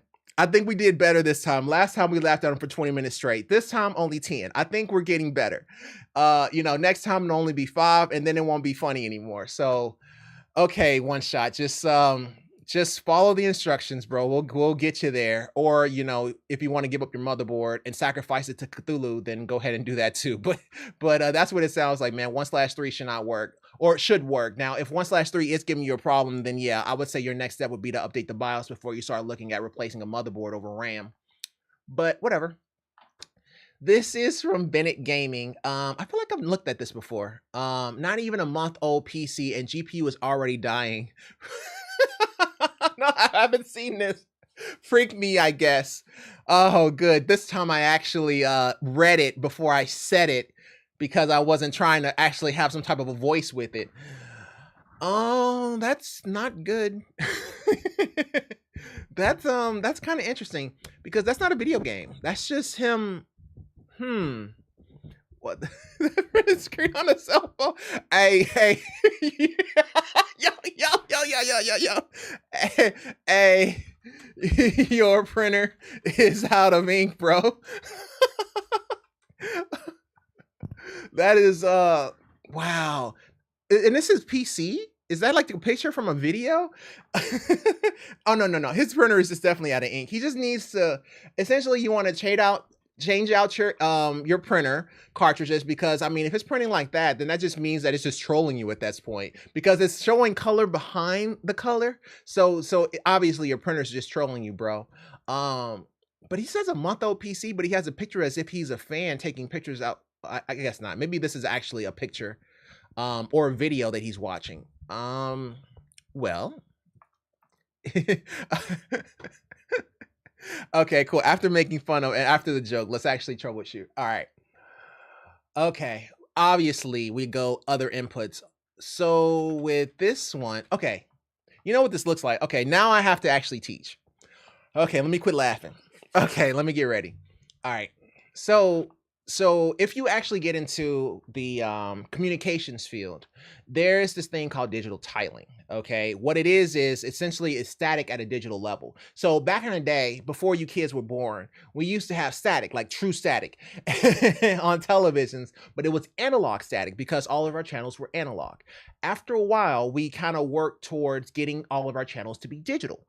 And once it's digital, when you have a degradation of signal, you get what's called tiling. Okay, which is basically you have tiles because the actual signal input is actually getting delayed because of signal quality. That's how I watched Prawn. That static was hot. Hey, look, that's how everybody learned their first booby. Okay, right up in that left hand corner. Hey, I became a man that day. Y'all are crazy. Outside of that, though, outside of that, it was called digital tiling and static, and it would basically be noise that is created once your signal quality degrades. This looks like that. However, digital quality degrading on graphics cards is usually not a thing because the distance isn't as far. So because of that, and you've seen this issue, that says more about maybe your cables or your inputs than it does the actual graphics card itself. So the way you would troubleshoot this is by looking at the cables, looking at the graphics cards, changing inputs, stuff like that. That's what I was trying to get out, but too much prawn was in the way. So with this one, so with this one here, we would say to change out the cables to see if that makes a difference. Also, you can try a different input on the graphics card to see if that helps. Monto Arme. Oh, that's a good idea too. That's a good idea. I like his. But I had a feeling somebody was gonna say RMA, so I wasn't gonna go that route. I mean, because as soon as somebody says a month old, everybody be like, "Oh, return it, bro, return it." Like, why are we playing this game? But if you have other cables, I would rather you do that because sometimes people, not everybody can return things. You know what I mean? Like some people they don't want to spend that money because like even though they'll send you a shipping box, you basically go without a computer for a week or 2 weeks or whatever the case may be in order to get your graphics card back. Some people are not down for that. I mean, they may lose their KD ratio, and we can't have that. I mean, I was at 1.84, and now I was in gold, and now I'm in freaking bronze because I didn't get my graphics card back in time, and now they blame you for it. So obviously, you can't do that. So some people don't want an RMA. So I wanted to at least give them some options, but this is still pretty simple. After of course we had to make a couple jokes. I feel like the crazier your issue is, the more we'll make fun of you. But then of course we'll also help because that's what we do. We are healers around here. So we'll heal you, but we're gonna laugh at you the entire time. like what do healers be doing in WoW? Like as soon as they heal you because you die for doing something stupid, they'll cuss you out while they're healing you. They're like, I'm resing you, but this is the last time, you filthy animal. Like just be cussing you out. Stop playing like a paladin. You're acting like a bad paladin. What kind of paladin dies in the middle of a fight? Like even healers can survive this. You suck. Like go ahead and uninstall healing you so you can uninstall the game. I mean, they be having me crying. I'd be like, oh my God, like I'm sorry. I am sorry. I tried to dodge the pool of fire. What did you want me to do? I was trying to save somebody. And they were like, oh my God, you're so bad. Control Alt Delete and uninstall, you dummy. And I was just like, good Lord. You're a healer? Are you sure? I'm pretty sure you're somebody's counselor the way you be cussing people out. So it's crazy, man. That's the way I be feeling about about some of these issues. Like, man, we about to cuss you out, but we'll help. We'll help. So this is from Gato Diabetico. Wow, Gato Diabetico. All right. Video. Okay, cool. Another YouTube issue. This is going to be interesting. We don't get too many of these. Videos, YouTube, Twitch look grainy, and I don't know how to fix it. Not much to say. I was watching YouTube, and the video got grainy. I might have pressed some kind of button combination and keys, but I don't know for sure. I can't link images, but that would be the best way to show the problem. So here are some random videos of YouTube streams on Twitch. I'm down. Okay, well, obviously this person is playing Path of Exile. Obviously he is a, was it Paladin? I don't know, the one who can spin. I guess it's not really Paladins there. It's more of a Berserker Warrior kind of thing. But yeah, that has nothing to do with anything though. Let's see what the, what is he talking about? Oh, it's okay, okay. So his okay. I got you. So if you're streaming at 1080p 60 frames per second, then this is actually quite clear. Especially if we look at something like Path of Exile. Like you can tell what skills he's using, but you can't actually see the actual text. So when he's telling you all of the modifiers that he has on this particular dungeon, you can't actually even see it because he has grain here. But this is only in the text itself. So it's a possibility that this is actually coming from the streamer and not himself. It really kind of depends on the situation. So we can't even judge it because of this. Now let's go ahead and go to the next one here. Same thing here. This actually may look like a degradation of resolution than it does so an actual issue. So it's kind of hard for us to be like it could have just been them and not you. But you know, he's starting to get a few issues here. So I mean, he really likes Path of Exile, but yeah, I can see the actual image degradation. So what you would do for this one here is you would basically tell him to check his resolution whenever it goes down. So what you would do for this one is whenever you are watching Path of Exile and your resolution degrades, click on the cog in the right to see what your resolution is. If it's 1080p 60 FPS, then we can look into it. But it may just be the streamer's connection and not so much you personally. Now, if you can prove it happens on YouTube, we can investigate. He says it happens on YouTube, but you only show me Twitch. So because of that, I can't really say for sure.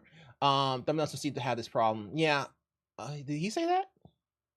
Yeah, he said that. So nobody answered him but us. So let's ask him, you know what I mean? Now if you can prove it happens on YouTube, we can investigate. And that's true. You know, you can't just give somebody, you know, what I'm saying. I get that he doesn't know, but I'm just saying that just 3 pictures on Twitch doesn't really point us in the right direction, because that can easily be internet connectivity or signal latency that's happening because of the actual streamer themselves, and not necessarily you so much, because you're trying to stream at 1080p at 60 frames per second. If you start dropping packets, it's going to drop your resolution too. Or they can be over streaming, meaning that they may be trying to stream over 7K, but more than likely he's probably watching a streamer that's popular. And I think one of them was a girl, so she's definitely going to be popular. So with this one here, yeah. Okay, so yeah, obviously there's probably a lot of people in this chat here. So yeah, with this one here, it's a pretty good chance that that they don't have streaming problems, but I need to be sure before we kind of proceed, because the things that we're going to do for this, like for example, trying different inputs, reseating the graphics card, all that kind of stuff, I would rather do that after we know for sure that it also happens in YouTube, before we start to make all those jumps. So, you know, because I don't want it to be sitting here and we waste all this man's time, and it turns out that the issue doesn't happen anymore. It just randomly fixed himself because it wasn't an issue with him at all. It was just with the Twitch streamers. You know what I mean? So I just don't want to play that game, and then it turns out to be something else. Also, you can have him watch the stream on 2 different things, like his phone as well as his desktop, to see if the issue occurs at the same time. But oh, actually, that's a good idea. That's a darn good idea. Also, you can try to watch the stream on your PC and your phone to see if they get the issue at the same time. Yeah, that's probably the better question. But YouTube is also a good option. So play it either way, and then kind of just see what he says. And then once we know, we'll kind of go into it. But I just don't want to give him 100 different things to do, and then it magically fixes itself like Lucky Charms. And I'm just like, I just wasted all my time trying to help you with your issue, and then it automatically fixes itself because it wasn't you to begin with. You know, so yeah, I just feel that way about it. Okay, cool. This is a visual voicemail guy with the transcription. So basically this guy here wants to get his voicemail to text working, and it wasn't working prior to him getting this iPhone that he has, but all of his family members who have iPhones don't have the issue. and we were talking about the transcribing thing, and I was like, yeah, did you change your number in the past few years? That can cause it to lose messages due to the possibility of the voicemail being linked to the phone number. Nope, may just be a weird glitch. Yep, but more so, I would just contact the carrier to see if they can assist. That's going to be the best way to go about it. There's not a whole lot anyone can do here, you know, because we've already told them what to do that you can do at home, you know. So and kind of explaining exactly what happened with this whole transcription thing over voicemail. And then, however, iPhones typically have voicemail to text. Is this what you're referring to? If it is, you can try to make sure your phone is on the most up-to-date version and make sure your voicemail account is set up and activated. If these options do not fix it, you may need to contact your provider for a new SIM card. You know, that's kind of all you can really do for that, or just contact them and have them take a look at the issue, because there's not really a whole lot you can do at that point. And yes, I have the latest iOS and my voicemail is set up, but it doesn't have the personalized message I put there years ago. Wait, what? But it doesn't have the personalized message I put there years ago. Whoa, whoa, whoa, whoa, whoa, whoa, whoa, whoa, whoa, whoa, whoa, whoa, whoa, whoa, whoa, whoa, whoa. Wait. Are you saying that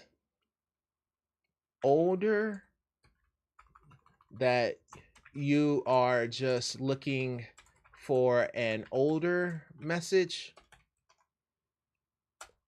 and the newer ones are working with the transcribe to text feature? Are you just saying are you saying that you are just looking for an older message and the newer ones are working with the transcribe to text feature? Yeah, we need to know that, because he said specifically, yes, that's what I'm referring to. I have the latest iOS and my voicemail is set up, but it doesn't have the personalized message I put there years ago. Maybe I'll try doing it again and see if that helps. Personalized message? Oh, maybe he's talking about like your personalized message. Maybe he's talking about you know, like whenever you call your voicemail, I'm sorry I cannot come to the phone right now, but if you leave your name and number at the sound of the beep, I will gladly return your call. That thing. Maybe he's talking about that when he says personalized message, but it doesn't have the personalized message I put there years ago. What? Okay, you need to tell me. I'm not about to sit here and guess what you mean. Are you saying that you are looking for an older message? And the newer, okay, no, okay. It's possible that he may actually be talking about his actual intro for his voicemail, but even if this is wrong, he'll still correct me and tell me what he's talking about. So there's no point in adding to it. We'll just leave it alone and we'll just kind of go from there and just see what he says.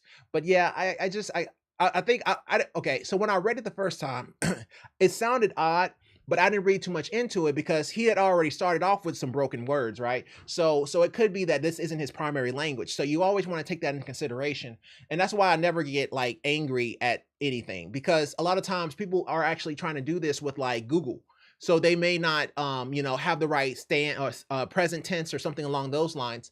And so you never want to, you know, take anything they say to heart. But I was already under the impression that that this may not be his primary language. So I was just kind of, ebonicsing my way through his words. So I saw it, but I thought he was trying to say that my voicemail is set up and he doesn't have any messages, and his message that he had from years ago wasn't there, something along those lines, but nothing to indicate that he's just looking for his old messages, but his new messages work. We kind of need to know that. So yeah, it's better for him to actually just tell us directly. And just by reading it again, I just want to ask, just to be on the safe side, just so we don't miss something. Because if we miss something, then I'm obviously going to be upset about it, and then I'll think about it for like 20 days. So I would rather not and rethink my steps a million times. I would rather just check it now and then get mad at myself that it took me a day to realize what he was talking about. That's how you get better, by slowly cursing yourself out into oblivion. That's exactly how you get better as an engineer. All right, let's go ahead and go to the next one. Group 4, let's do this. How are we looking on time? We're looking pretty good on time. That's not too bad. We may have to go back some to get a couple new ones, but it's still not bad. Okay, back to work. Seeing that stuff we already know. Oh, another iPhone issue. Okay, let me get ready. I feel like for every Apple issue, I just have to get ready. I'm gonna try to get some time to try to set up the VMs for these so I can actually talk about iPhones and stuff in their actual VMs instead of me just giving stories or something like that or just showing you from iPhone or Android. I would rather show you in a VM, that way you can actually see the screen properly. So eventually I'm gonna get that set up, but that's to be determined when I'll be able to do that, because I'll have to take a day off to work it to make sure everything works, kind of thing. But cool. iPhone 7 locked. I really need some help. Today I found out my old iPhone 7 that has been turned off since September of 2022, so not a long time ago. When I turned my phone on, I noticed that the wallpaper changed and that my password wasn't working anymore. I don't know if this is my phone simply breaking for being shut off for so long or what, or if it's just straight up hacked. Even though I don't know how it could be, since I never used it for anything suspicious activity or any suspicious activity. Do I try a solution myself or contact professionals in my area? Can it even be salvaged? Okay. Well, for starters, why did you turn it off? What I was trying to, okay, I was asking why did he turn it off? Because I was trying to get an idea of if he upgraded or not. Okay. Okay. Let me explain this. All right.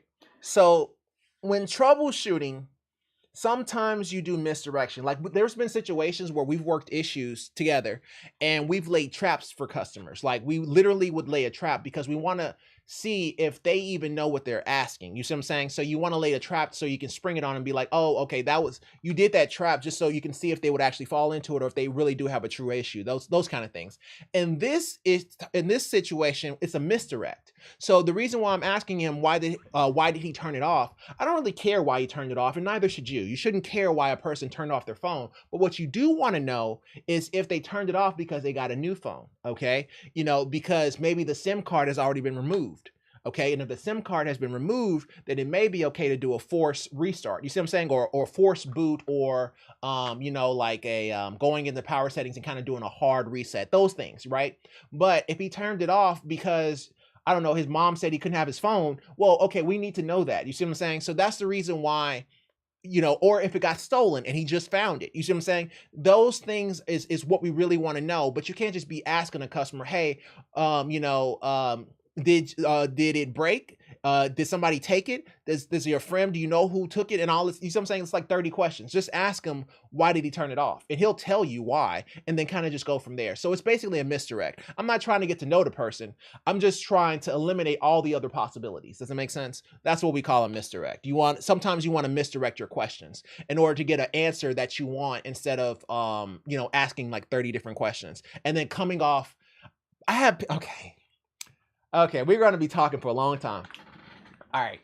So there are people in this world that are terrible at troubleshooting, okay? Just terrible. But they're in the troubleshooting field because it pays well or something like that. But see, here's the thing.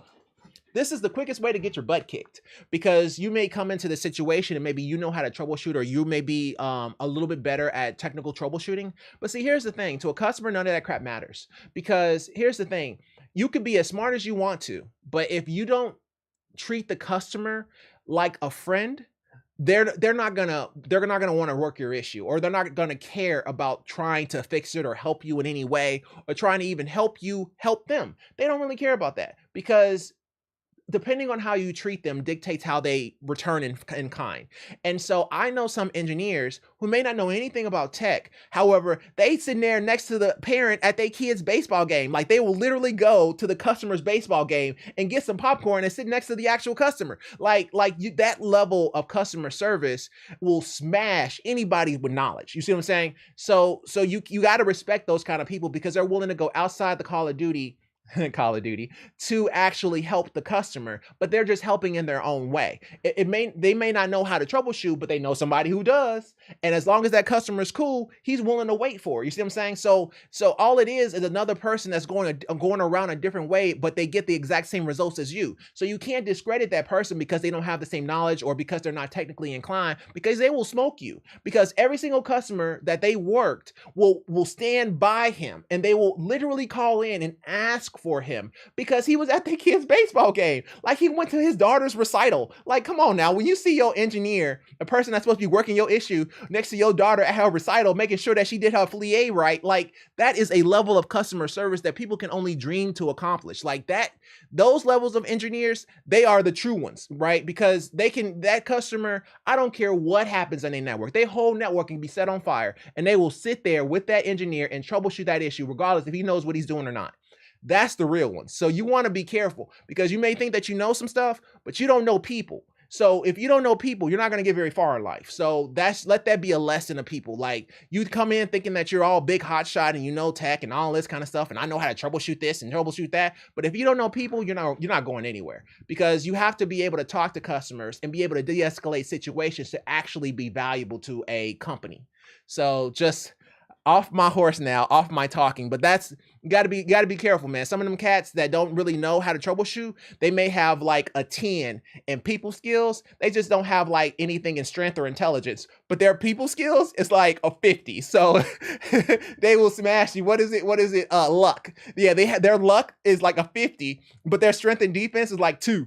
But with that luck at 50, they're gonna find all the rare items, all the rare gems. They're gonna find gold, and it's like, how did you even find gold? I don't know, bro. I was just fucking walking around and I saw gold and I picked it up. Like, hey, them people with that 50 luck, hey, you got to be wary of them, man. You thinking that you good because you have like 25 strength and 25 defense or 25 intelligence? Nah, cuz it's them cats with luck that become the billionaires.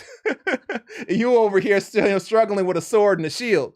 That's the way I always looked at it. So you always have to take everything with a grain of salt, because those people can help you become better at talking to people. A lot of times people that are in the tech fields, they're not very great at talking to people, and they discredit people who aren't good at troubleshooting tech. Like, why would you do that? Because they have a skill set that you need, and then on top of that, you have a skill set that they need. So that you can just work with each other so that you can learn people and they can learn tech. But people these days, they just kind of get wrapped up in themselves. But that's essentially what you want to do. You want to be able to learn from both sides so you can talk to people, de-escalate situations, and still be enough to be able to, troubleshoot technical issues. So that's always the way I looked at it. But on to this person's issue that I don't even remember at this point. We didn't got on a high horse and we haven't let down. Well, for starters, why did you turn it off? Oh yeah, that's right. We were talking about the whole why did you turn it off thing. Also, what did I want to say on this? Okay, let me go back and reread it, because now I'm trying to remember. All right, so when I turned my phone on, I noticed that the wallpaper changed and that my password wasn't working anymore. Well, for starters, why did you turn it off? Also, does the phone, let me see. Yeah. I was making sure that whenever you click or whenever you tap on it, when it's up, even though you don't have the password, would it show you the Wi-Fi? And it does. Also, does the phone show the Wi-Fi when coming on? Is it connected? Also, if your phone wasn't being used all this time, then what were you using? Okay, we'll go that route. So basically just a bunch of probing questions to try to figure out exactly why he's not using his phone and what exactly happened with that phone before we give him any solutions. Because we don't want to be like, because I think he said trying to find professionals in this area. We don't want him spending money. That's the whole point why we exist. So we don't want him to do that. Instead, we can pretty much deduce just from this information alone whether or not he's going to be cool, because, we can hard reset it. And if we hard reset it, it should go back to normal. But before we do that, we need to know exactly what happened with that phone. And that'll kind of point us in the right direction. If it, got stolen or something and he just recovered it, or it got lost, or his parents took it or something like that, and he just got it back, then anything could have happened with that phone. And you don't want to play that game. So just to be on the safe side so we can get some more information, that's how I would go with this guy. But Zlobon, yeah, that's how I would troubleshoot this one. Fun stuff though. That one anime guy, hey, that's my kind of guy. Give me 1 second here. Oh, okay. Can I use all-in-one PC/desktop connected to a monitor? Therefore, my monitor will be able to use Windows or at least screen share. What? Can I use all-in-one PC/desktop, okay, connected to a monitor, and use my monitor will be able to use Windows or at least screen share? Yes. Yes, the all-in-one PC has HDMI/display ports on the back, allowing you to connect it to an external, he's not gonna know external, to a second monitor. Sound right? Yeah. Yes, the all-in-one PC has HDMI/display ports on the back, allowing you to connect it to a second monitor. I think that's what he's asking. I think screen share. That worries me a little bit that he mentioned screen share, but we'll chalk it up to English, like being a second language, and let's just give him the direct answer and let's see what he says. If he responds but like no, that's not what I'm talking about or something like that, and asks this question, then we'll still just continue on. But I think that's what he's asking, so we'll give him that answer. Okay, anime guy, keep us posted. Love your name, so you can ask us anything and we'll probably answer it. Just from the name alone. This is from Buse. I think I got that right. Finish cable management at the cost of my desk getting pregnant. What did you do? What did you do? Why did you do that to your desktop? You're gross.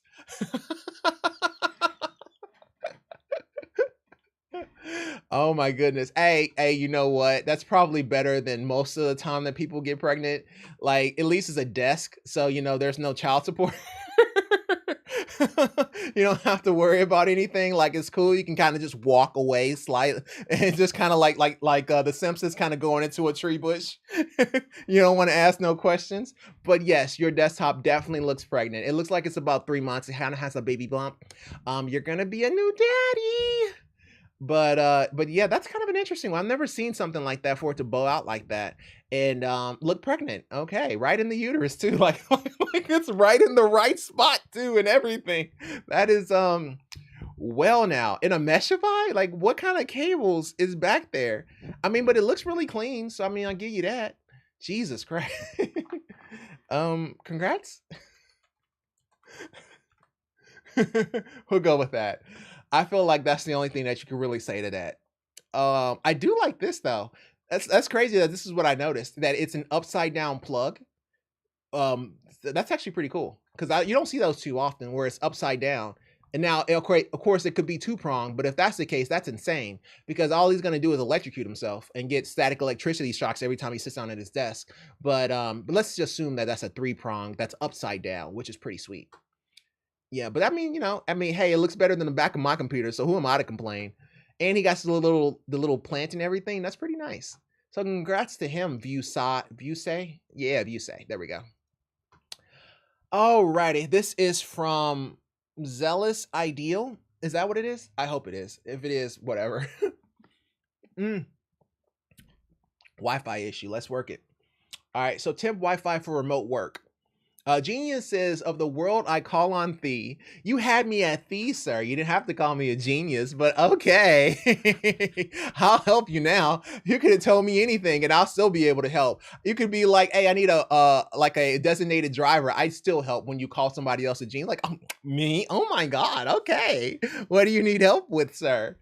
Last minute invite to spend February snowmobiling in Maine. What the hell is this? What the hell am I reading? This man started giving me a story.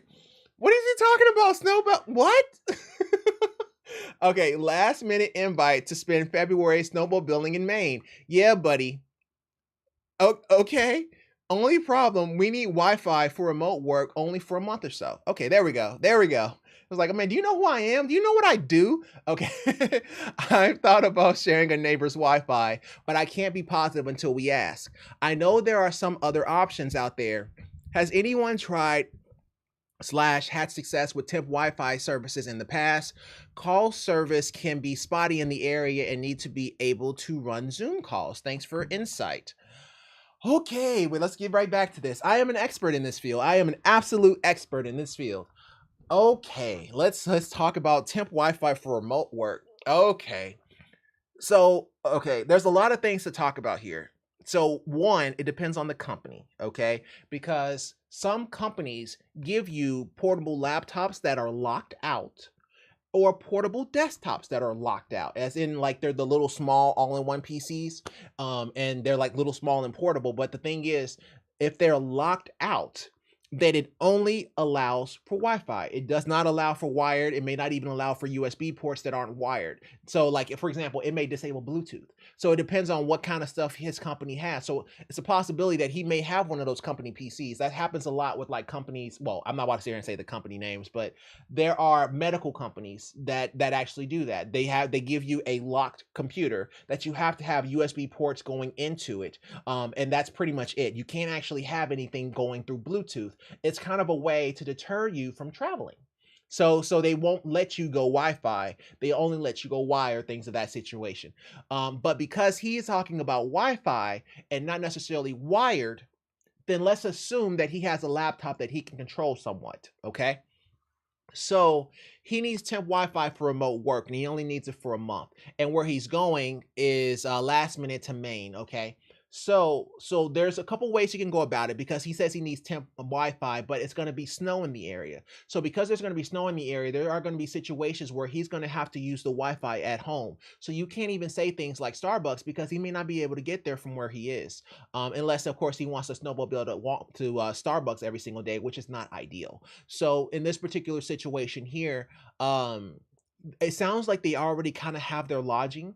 I would say, they may want to go to a lodging that has pretty good Wi-Fi. Like, for example, they can call the actual company and have them run a test for them to see exactly what their speed tests are. That's typically what I would recommend, especially if he's going to a hotel. So that's probably what we're going to tell him here. Now, if he's going to somebody's house, then he should be okay, because he can just use their Wi-Fi. But it sounds like because he's asking, there's a pretty good chance that he's not going to somebody's house or an Airbnb. Typically what you want to do, and this is just for anyone, or you troubleshooting somebody's issue, or you're troubleshooting your own issue and you want to travel and you still have to work and stuff like that, I usually say it's better to go with an Airbnb, because you can control their Wi-Fi. Sometimes they do leave access for you to have Wi-Fi, or you can ask the host to check and see if what their Wi-Fi speed is. Like, you can, like, whenever you're getting ready to book, you can ping the host and ask them and say, hey, can you run a speed test real quick and let me know what your Wi-Fi signal is? Do I have the ability to hook up directly to this Wi-Fi router? Because they'll let you know right then and there whether or not it's going to work or not. And so that's usually kind of one of the better ways of going about it, as opposed to it being a hotel and you asking a hotel staff about Wi-Fi and they know nothing about it. You see what I'm saying? They may bring you over to the IT person and he'll be able to tell you, but 9 times out of 10, one, they're not going to have wired. It's very rare for a hotel to have wired connectivity. And if they do, it's for the actual computers that are on site. It's not for guests. So 9 times out of 10, it's going to be Wi-Fi. Two, if your room is booked, depending on where the nearest access point is, you can have latency and degradation of your Wi-Fi call. So you may have to move down to the lobby just to actually get on a Zoom call, which is something that you may not want to do, or this person may have an injury, you don't know. And then 3, even if you are able to verify Wi-Fi and stuff like that, there's no guarantee that you are going to not have connectivity issues or breakups while you're actually in your room because of all the metal. So, it really, or you're just too high up. There are so many different situations when dealing with hotels. So that's why I usually say, if you are going to travel and you're going to need Wi-Fi, like, you cannot play with this, and you can't travel, but you can't get a car, then your best option would be Airbnb, which is what I would say for him too, because he's going to get snowed in. But if you're not going to get snowed in, just go to like Starbucks. Okay, now that everybody knows how to troubleshoot a remote worker issue and know how to actually handle remote work themselves, let's actually answer his question. So So with this one here, let me actually just switch back. It depends on where you're trying to work from. Is this an Airbnb or hotel? Is it Airbnb or hotel? Let me see what else he asked, because I can explain both of them to him, but I just explained it to you guys. And it's kind of a lot, so I'd rather not explain it to him. I thought about sharing a neighbor's No. Has anyone had success with temp Wi-Fi services in the past? So this one here depends on where you're trying to work from. Is this Airbnb or a hotel? Also, one would say Starbucks, but that does not eliminate the possibility that you might get snowed in.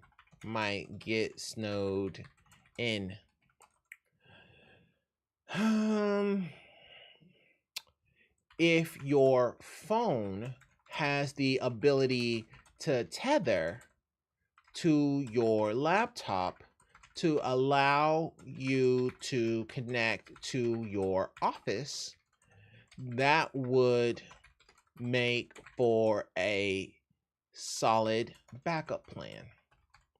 Let's go with that. Right? Because that's kind of one of the best ways to kind of go about it. Unless he's on 4G, then he can be in real trouble, because 4G, depending on the area and how far you are, can go all the way down to like 700 kilobits per second. Like it can get low. It can get low, like super low, like to the ground. Versus if we're talking about 5G, whereas 5G can, you might be able to hit 1520 if you get close to a window. You know what I mean? So, but yes, a cell phone tether may be a good option for him, because he may get snowed in. So, but of course, if this wasn't Maine and this was Texas or Florida or California or something like that, but I have no idea why he would want to go to California. But if it's one of those states, then you can say, oh yeah, bro, just go to Starbucks every time you get ready to make a Zoom call and you'll be fine. But in this particular situation here, we can't really say that, because we kind of worry about him getting snowed in. So we just need him to have a solid backup plan, which, the cheapest way is to use your cell phone. If he has some type of a feed or a tether plan that he could use temporarily, like for the first month or whatever, so that he can get set up and then just turn the feature off. That's kind of one of the better ways to go about it than, trying to get some idea of Airbnb and stuff like that. But it really kind of depends on what he says. Now, if he said streamer, I would have told him to go Airbnb all day long. If you want to stream, don't play this game. Don't play this game, because a Zoom call doesn't require as much connectivity as a stream does. Stream, we're talking about 5 megabits per second upload. Like, I've seen me work those issues. So if we're talking about 5 megabits per second upload, most people don't have that. Most hotels don't have that. Hell, you might be lucky to find 5 megabits per second download, if depending on the hotel, right? So you can't actually even go that route, because you may end up getting blown up thinking that you can actually stream from a hotel when you really should have just been on the Airbnb the whole time. So you really kind of have to take what you're actually trying to stream into consideration, or what you're trying to do into consideration. But he's only doing a Zoom call. So because he's only doing a Zoom call, whether he has 4G or 5G, he should be relatively okay if he just uses his phone. Okay. That is so much to talk about. This was the first time when we've had a Wi-Fi remote work question, so I wanted to answer it properly. That way, when it turns into an offline video feed, everybody can learn how to troubleshoot these kind of issues, because you don't get those issues too often. So I figured I'd go into detail on it. Okay, we still get in group 4 for some reason. I think every single thing that we hit in group 4 came with a full story.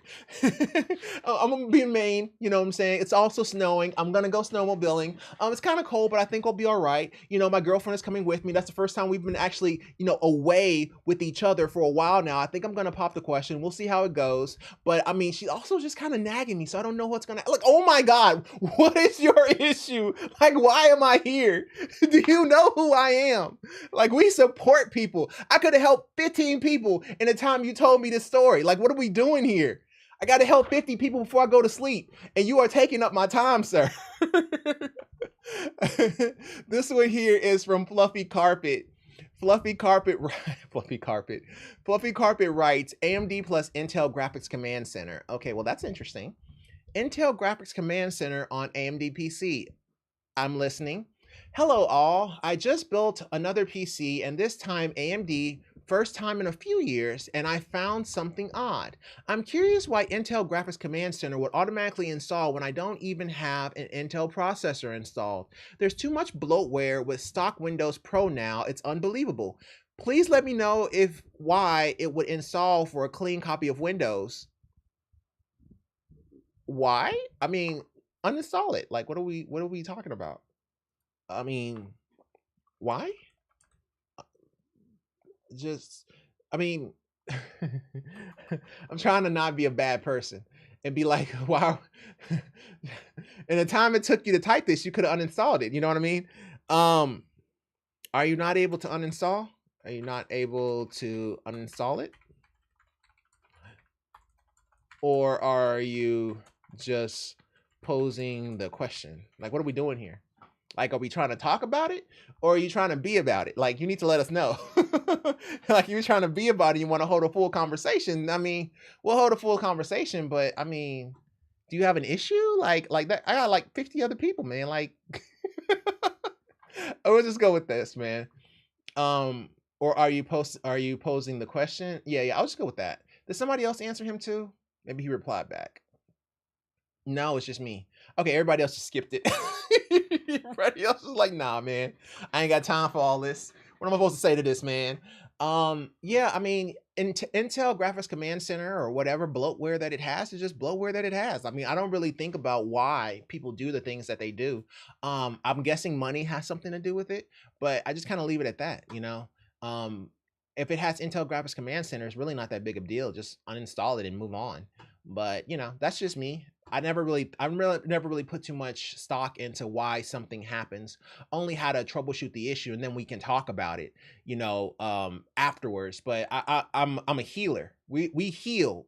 So because we heal, let's heal the problem first, and then we can talk about why later. But yeah, you're kind of getting around it. Hey, I got this broken leg. Can you explain to me why is it that if I jump down my stairs, my leg breaks in two? It was like, sir, I could explain that to you and explain how fucking gravity works, but you have a broken leg, so let's fix that first. But it's like, no. I need to know why, if it's only 2 steps, does my leg break in two? And it's like, sir, but your leg's broken in two. Like, why are we having this conversation? Look, I need to know. It's like, come on, man. Let me fix the issue first before we start talking about why your leg's broken. Like, come on, man. Like you can talk about that and while you're recovering, and I'm on to the next patient. You want to have a whole conversation about it. Like, come on, man. Let's just fix it. And we move on, man. We're healers, man. We're trying to heal. Ooh, that's pretty. What does WIP mean for the next 3? Oh, is it me? RIP? What? I don't know what WIP means. I'm old. I'm sorry. I don't know what all these kids are saying these days. WIP for the next 3D printed STX case. That's actually really cool. It looks like it could be almost like Mac-like for whatever he's trying to do. That CPU cooler is kind of interesting. Can't really do a whole lot with that, but hey, hey, STX case, I get it. What does everybody say? That shape is really interesting. Is there more than one picture? No. We're all looking at the same picture. I'm going to hell. It's like, are we all looking at the same thing? It's like, okay. Here we go. It's like, okay, I had this date, right? And okay, so this was back when I learned that you don't take women on dates to movies because you can't hear each other. And basically the date's pretty much over because all you're gonna do is listen to the movie and you're not gonna be able to talk. So you can try to talk afterwards, but generally some people are too tired to talk because they just went through a whole 3-hour movie, right? So I was like, okay, well, let me try art, right? Let me try to go to like an art museum on the next one, right? So then I try to take this lady out to an art museum. And she was talking about the different paintings and stuff, and she was trying to explain to me about these paintings, and we passed by this sculpture, right? It was this clay sculpture of like baby elephants and a turtle. And I felt like a 3-year-old could have made it, but she had it there. She was just talking about it and how intricate it was. I was like, it's a clay drawing of an elephant. Like, why are we even doing this? Like, are we really going to do this right now? Are you really going to explain to me how this clay drawing is worth $3,000? Like, it's not. Like, I can do this in like 4 minutes, but I don't know art like that, right? but that's the way it looks. So I was like, with this one here, I was like, are we all looking at the same thing? Because this does not look like anything. Like there's no case, there's no extra pictures. Like, what do you want me to say? Oh, this is a work of art. I really wish they do this. I'm like, do what, man? He just has it in a cup. I'm like, what do you want me to say? Oh, that's a very interesting cup. You're definitely on the right path. Like, what am I supposed to say to this? So okay, I'm done. I'm done talking about it. But yes, that's the way I feel about it. Like when somebody's just talking about like this is a work of art, I don't really see a work of art. I see a half finished product. Maybe that's the lid, but I can't really tell because there's too much bokeh. So it's like, okay, well, all you've really told me is that you have pretty good bokeh in your camera. That's pretty much all I learned here. Well, it's not even that great because if you look, this right here is on a slightly different plane, but it's not blurred out. So now all I'm really looking at is camera stuff, and I'm not even looking at the computer at this point because I have a photographic brain too. So I'm sitting here thinking about cameras and stuff where you talking about computers because I have a problem. Okay. Okay. I'm okay. Okay, I'm good. I'm good. I'm just trying to figure it out because now I'm sitting here trying to worry about this man's bokeh instead of worrying about what he's trying to show. Maybe I'm be looking at the wrong thing, and I'm trying to think about. That's like somebody looking at some poster and trying to realize how much paint it took. That's that's exactly me. That's how I feel about like when I look at this kind of stuff. It's supposed to be like, cool. Is there more to it or a top or something? Okay, that's just being mean. Is there more to it? Well, like I don't know what to say. Like, what do you want me to say to this, man? I can't tell what you're trying to do here. But okay, great. I think he's trying to 3D print a case, um, but you don't have any pictures of what it could be. Like, if you show me the schematics, maybe I can get a good idea. But okay, I'm done because all I'm gonna do is talk about how this plant is not on the same plane yet it's in focus. That's all I'm gonna talk about. So let me just stop. Let me stop. By the way, I also obviously know how to troubleshoot camera issues. I have a problem. I have a problem. Literally all tech I can troubleshoot. Like it's scary. Triggering loser mods writes PC not booting when I put PCIe X1 Wi-Fi cards into an X8 slot. That's a little different. Okay. I'm getting a D6 error on my MSI Z97 board. No console output devices are found equals no VGA. No console output devices, no VGA. When I put my PCIe X1 Wi-Fi card into an X8 slot, I had the Wi-Fi card on the bottom slot, X1, and when I move it closer to the GPU, to make space underneath for a larger audio card, the airflow of the GPU would be much better in this configuration. I tried setting the PCIe lanes in BIOS to 844 instead of 1600 and reseating the card multiple times. And my PC reliably doesn't boot with the card in any of the X8 slots as if it doesn't detect the GPU. Any idea on what I could try would be greatly appreciated. Yeah. For this one here, you would want to update the BIOS first before we proceed further. Next, you can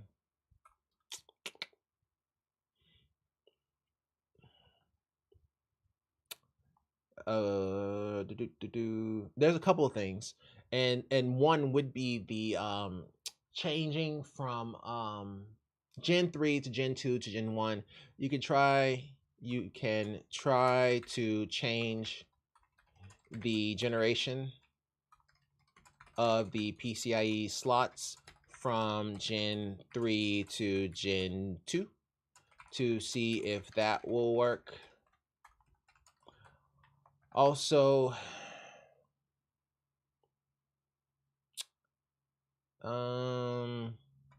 you can, well, yeah, see if that will work.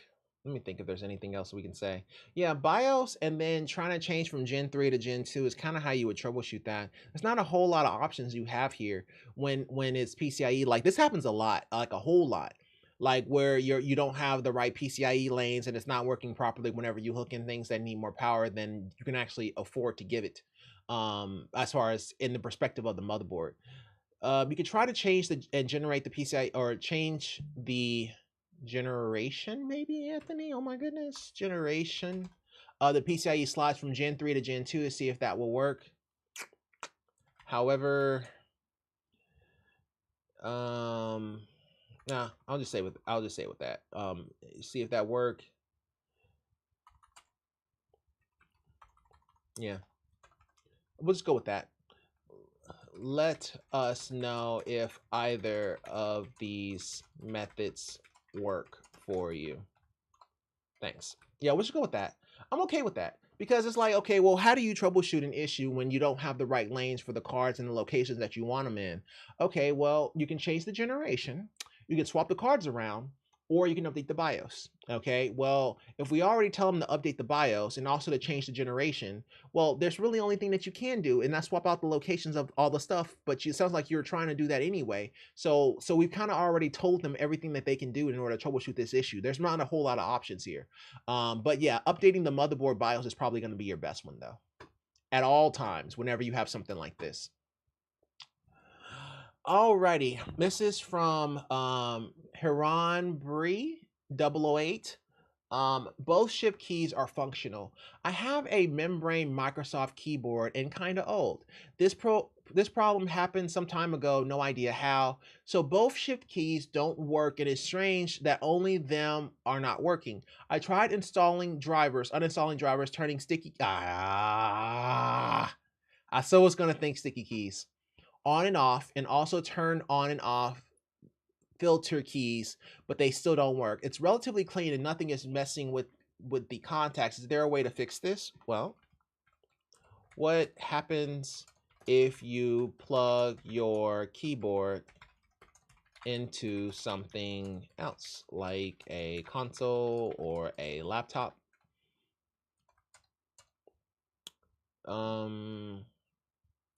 Does the shift buttons work then?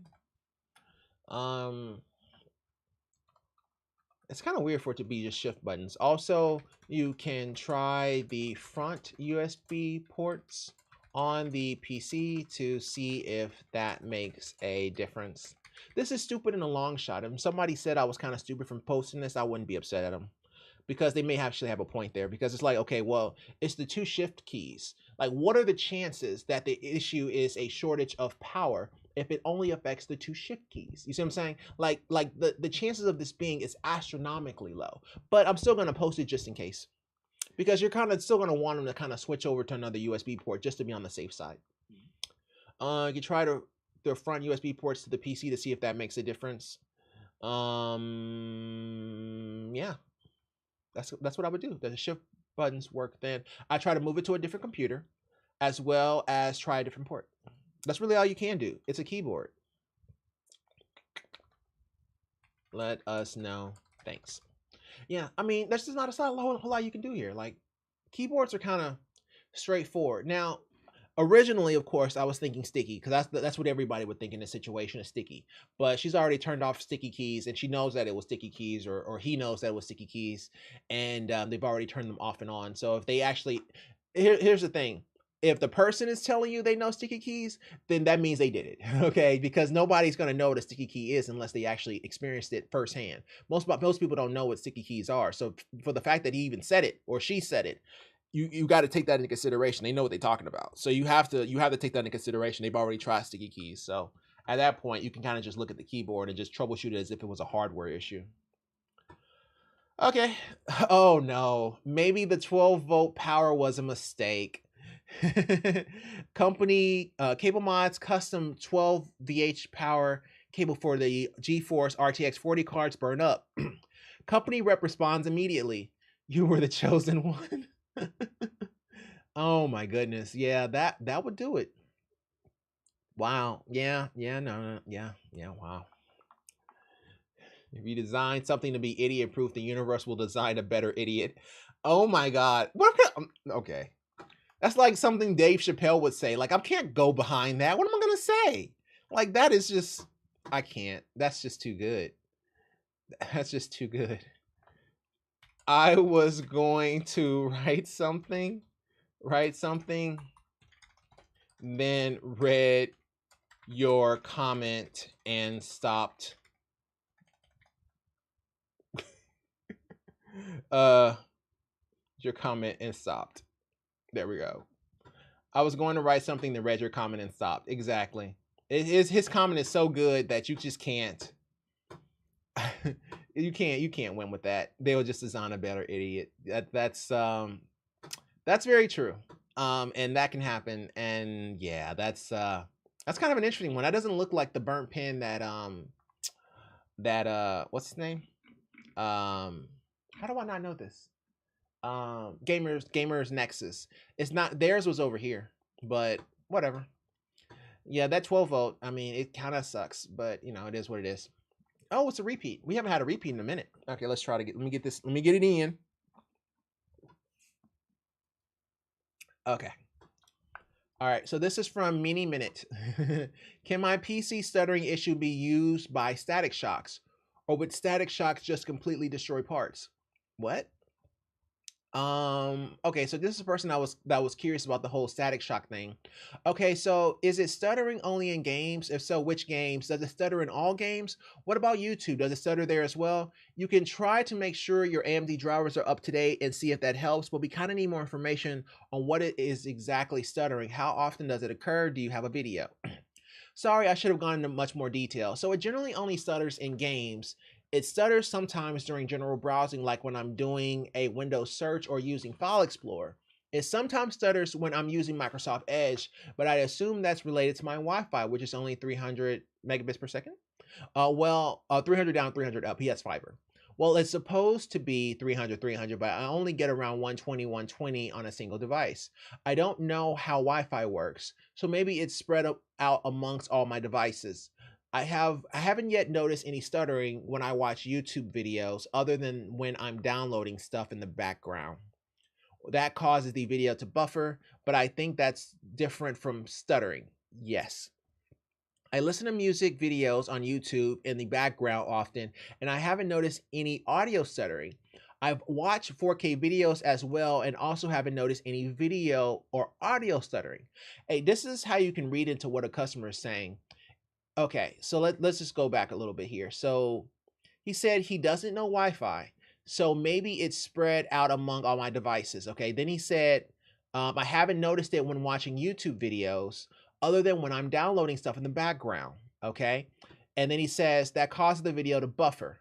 I think listening to music videos on YouTube in the background often, and I haven't noticed any audio stuttering. I've watched 4K videos as well and also haven't noticed any audio or visual stuttering. This man has a Netflix account, okay? It appears that everything he does is online. Every last thing. And you can make that inference because he's talking about YouTube, he's talking about audio, and he's talking about Wi-Fi. So you can make that inference that because he's talking about 4K videos, he's probably talking about some type of a Netflix account. As for the in-game stuttering, it happens in pretty much all of my games. I played Valorant at 1080p, capped at 140 FPS, but I still experience stuttering. Well, some software changes I made alleviated this issue, such as that Valorant at 4K capped at 140 barely stuttered except when I died and respawned or loaded in. That's hopefully normal enough. These software changes fix other games like Siege, but I'm still experiencing stuttering in open world games like Arkham Origins and Arkham Knight and Minecraft Java Edition. That's pretty old. The latter two games are known to be poorly optimized, true, but I haven't heard anything bad about Arkham Origins. No, it's just an older game. I'm pretty sure all my AMD drivers are up to date since I downloaded the latest GPU and chipset drivers. Is there anything else I need?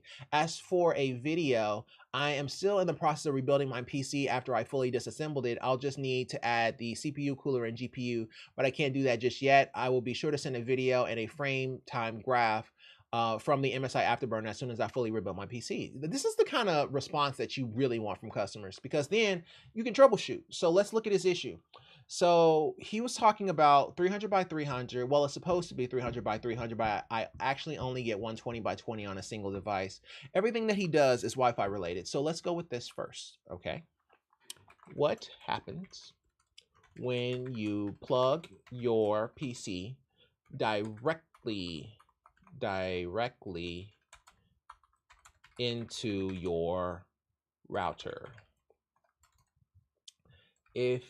If you have not tried this, go ahead and test this first to see if this resolves the issue, as if it doesn't, this conversation will go in an entirely different direction.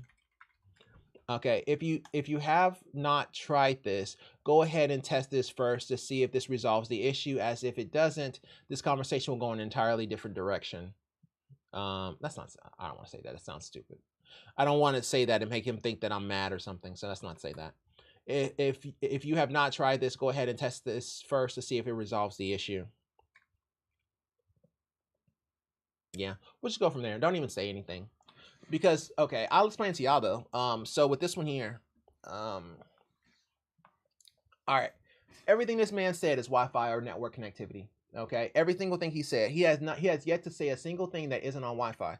Now, he did say Arkham Origins and he said Arkham Knights and all that kind of stuff, but really everything that he normally does is on Wi-Fi, so he may have a network connectivity issue. So it's best to go ahead and ask him to go ahead and hook up directly and see if that resolves his issue, and then kind of move from there. If it does resolve his issue, then he has an issue with Wi-Fi, and now we're looking at Ethernet over power adapters, things of that nature. If it does not, which one am I on? Yeah, if it does not resolve his issue, then we're looking at graphics issue. He said he's already updated his driver. I would try to reseed it, things of that nature, trying different inputs, trying different ports on the graphics card and or monitor, and kind of moving from there. So it takes two totally different directions. One is going to be Wi-Fi internet connectivity related versus hardware and PC related. So that's the reason why I was going to say that, but then I just realized I just sounded like an idiot, so I decided not to. But we'll just say that and just kind of see what he says and just probe and see what we get from him. Did anybody else? Oh, there's a lot of people here. Let's see what happened. Oh, somebody said event viewer. Hey. But I wouldn't. I don't. I mean, you can go event viewer. It's an electrical problem. One fix could be a power strip that has its own battery or power supply. That's what we just talked about earlier. Event viewer is your homework, though, will be a helpful long term. Yeah, I mean, I get that, but whatever. I don't think it's possible to have hardware not fail if it's affected by static, but I could be wrong. Yeah. Okay, so it's stuttering. Yeah, let's just go. All of these answers are power stuttering kind of thing. You know, yeah, we'll just go and just see what he says. I mean, he seems to be a pretty good replier, so we'll probably get a full paragraph and some pictures knowing him. So let's just see what happens. Mini minute. I appreciate the detail that helps a lot in troubleshooting issues. It only takes like seconds, whereas it would take 2 days because we're probing back and forth just trying to get the information that we need. Next, natural. What time? 9:22. We're doing pretty good. We'll finish up and we should be good. Next, natural writes, where would I go to upgrade my laptop? Let me make sure my audio still works. Okay, yes. Where would I go to upgrade my laptop? I have a gaming laptop that I want to use for music production, but it's extremely slow when I use a DAC on it. And the battery dies very fast, maybe after 2 hours after a full charge. Is there a place I can take it to maybe upgrade the battery and CPU? Well, kind of laptop is it? No would be the answer. But there may be some exceptions. For example, if it's a MacBook or under warranty, you may be able to battery dies fast to RMA it and have them replace the battery. But that won't make it faster, but we'll just go with there. Just try to get some more information. Obviously, we can say, that, let me think about that. What was I going to say? We could say that the battery can be changed out kind of situation. and but the CPU can't, and just kind of answer the question. But I'd rather just probe for what kind of laptop is it before we actually proceed on, because because they may have a laptop that is capable of having like the RAM updated as well as the SSD updated as well as the battery updated, like a Blade or something. Laptops have very little upgrade potential, maybe RAM and storage, but 2-hour battery life for a gaming laptop sounds standard. We could comment a lot more if you gave the model number like the submission guidelines at. Okay, that's a little much. I get it. Nobody would cuss you out about it. Like you won't like if you say something like that that's a little bit smart alecky, nobody will say anything. They'll just kind of look at you a little bit like, that's a little bit pushing it. You know what I mean? Like this customer is not your friend. So and if you say things like that, they'll never be your friend. But whatever, whatever. Obviously, he's not in my stream, so I can't teach him better. I'll just leave it at that. Amazing round bubble. Hey, I like that name. How much of my information is compromised? Scam. Okay, cool. So I did a stupid. Oh! I hit my ankle on my chair. Ooh, that hurt. Hold on. I gotta drink some water. Be like, ah.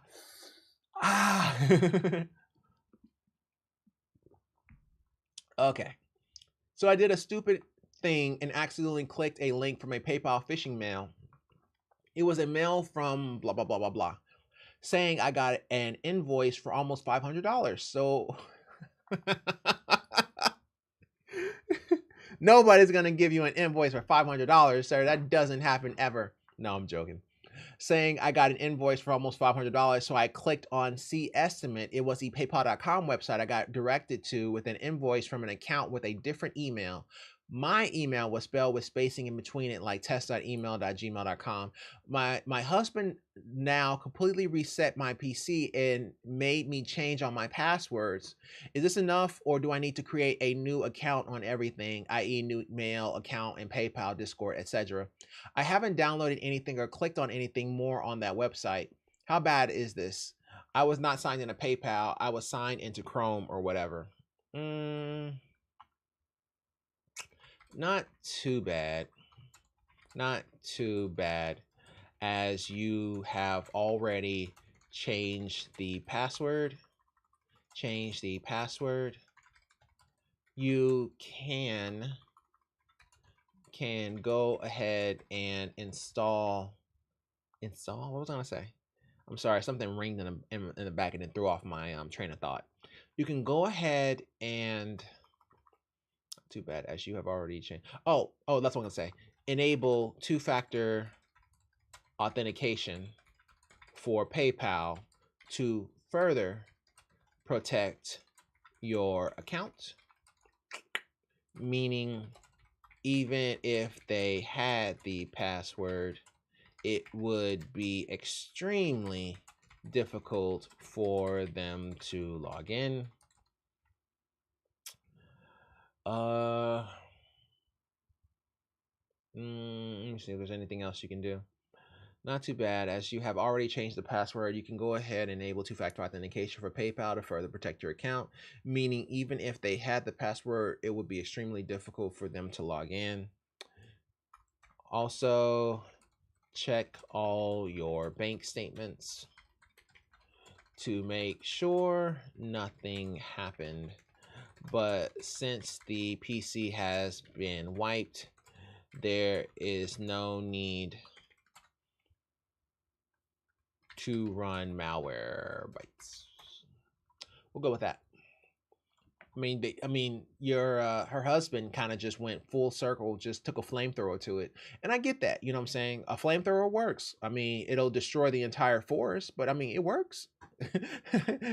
We didn't need that forest, no way. No, no, that's exactly what that is. I mean, he took a flamethrower to it. So I mean, what were we gonna say? Be like, oh, why did you take that flamethrower to it? It was like, nah, I'm just gonna try to help with the aftermath, and the aftermath is this: make sure you have two-factor authentication enabled on PayPal. And then the other part of it is, since the PC has been wiped, there's no need to run Malwarebytes. I mean, that's kind of all you can do at this point because you've already scorched the earth. But amazing round bubble. Keep us posted. What did everybody else say? Okay, you can just safely ignore it if you want. You can likely just log into PayPal and delete the invoice and never thinking about it again. Unless you logged into your PayPal account, you should be okay. But change your password, enable two-factor authentication. Ah, you are a smart cookie, sir. Good job. Good job, honkers. I mean, that literally is this person's name, but he's a smart cookie. You are a smart cookie. I appreciate it. Good job. MacBook. We're finished with a MacBook issue. I'm down with that. Okay, so this is from Fine Job 6616, and they write, logging into MacBook. If I log into my MacBook, is there a way to be updated? It's been logged into on my iPhone. Mac.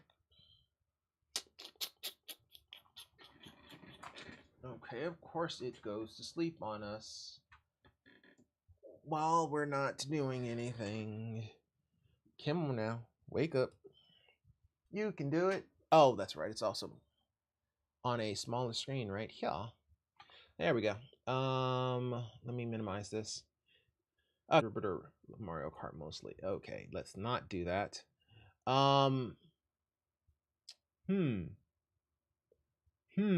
Is there a way to see it? So if we go to system settings and notifications, reminders,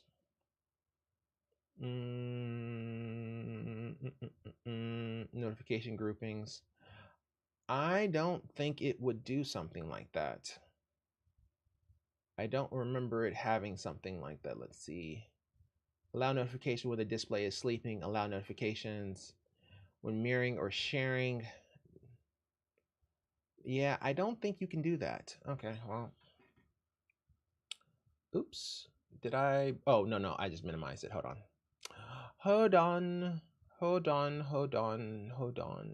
There we go.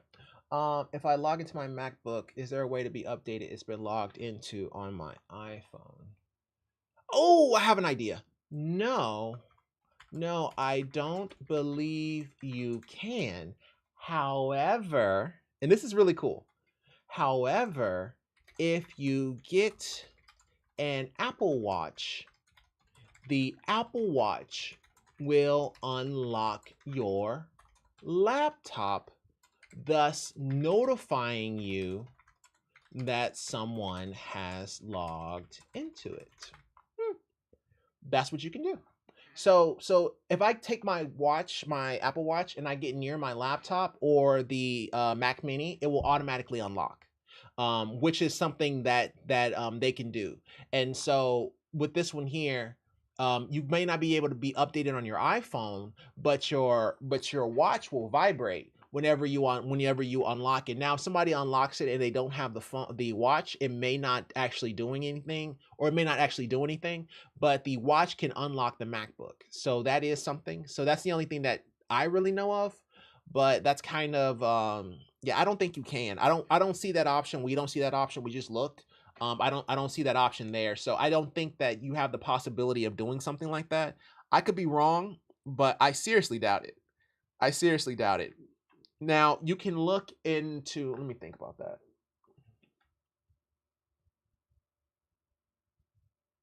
No. I was going to say you can look into your iCloud settings to see when you logged in or something along those lines, but I don't even think it keeps that kind of data. Not like that. So yeah, unfortunately, I don't think that you can be notified when somebody logs into the actual device. Now, the only way you can be logged in and be notified is if you are authenticating to someone. Now, if you are authenticating to well, you're authenticating to iCloud, but so that means that they probably do have a database of when you log in, but it's not something that gets sent to a phone. So, but what I'm getting at is if you authenticate, or if you have some type of authentication for work, they can actually see when you log in. So it depends. If it's a work PC, then there's a possibility that your IT will be able to see whenever you log into your laptop. Probably should tell them that. We'll tell them that. Also, if this is a work laptop, your IT will be able to see when you log into the device, because the device will be on the network. It'll be on the domain. Well, MacBooks don't really join domains like that, but they should be able to see that if the user is still authenticating. They can see when the user authenticated because they are the ones who authenticated the user. Does that make sense? So if a user is trying to authenticate to a server, that server has known that that user is trying to authenticate because that user is trying to authenticate. So because of that, it has that timestamp. It's called a we're starting to get real close to me to what I really am. 4624 event or 4632 event, which is a logon event on a Windows server, and that event is triggered whenever a user logs in. Now it could also be like a 4632, but it really kind of just depends on the situation. But most of the time we call it a 4624 event or a logon event, and that logon event is a stamp that you can actually see, and you can actually send that to different locations. So if it is a work PC, then there is a way to get that information, but that's typically only because it's a work PC and not necessarily because it's a Mac. You see what I'm saying? So that's kind of how you would work that if it's a work PC. But a lot of people do have Macs as work PCs. So it's okay to go ahead and mention this to them. So, they're like, oh, yeah, this is a work PC. I can just ask them to let me know, just in case, it's something to do with her job or their job instead of something personal. So that's what I would say, to the whole logging into MacBook and seeing it on your iPhone issue. Okay, well, that was a good ending. We'll just go ahead and call it there. I have a whole lot of work to do, and then I have another maintenance after this. So that's just my day today. But we're going to go ahead and call it. Thank you guys so much for watching. And if you like this video, go ahead and like button. If you really like it, I'm going to subscribe. I love you either way. Take care. All the best. And bye. I will see you guys tomorrow.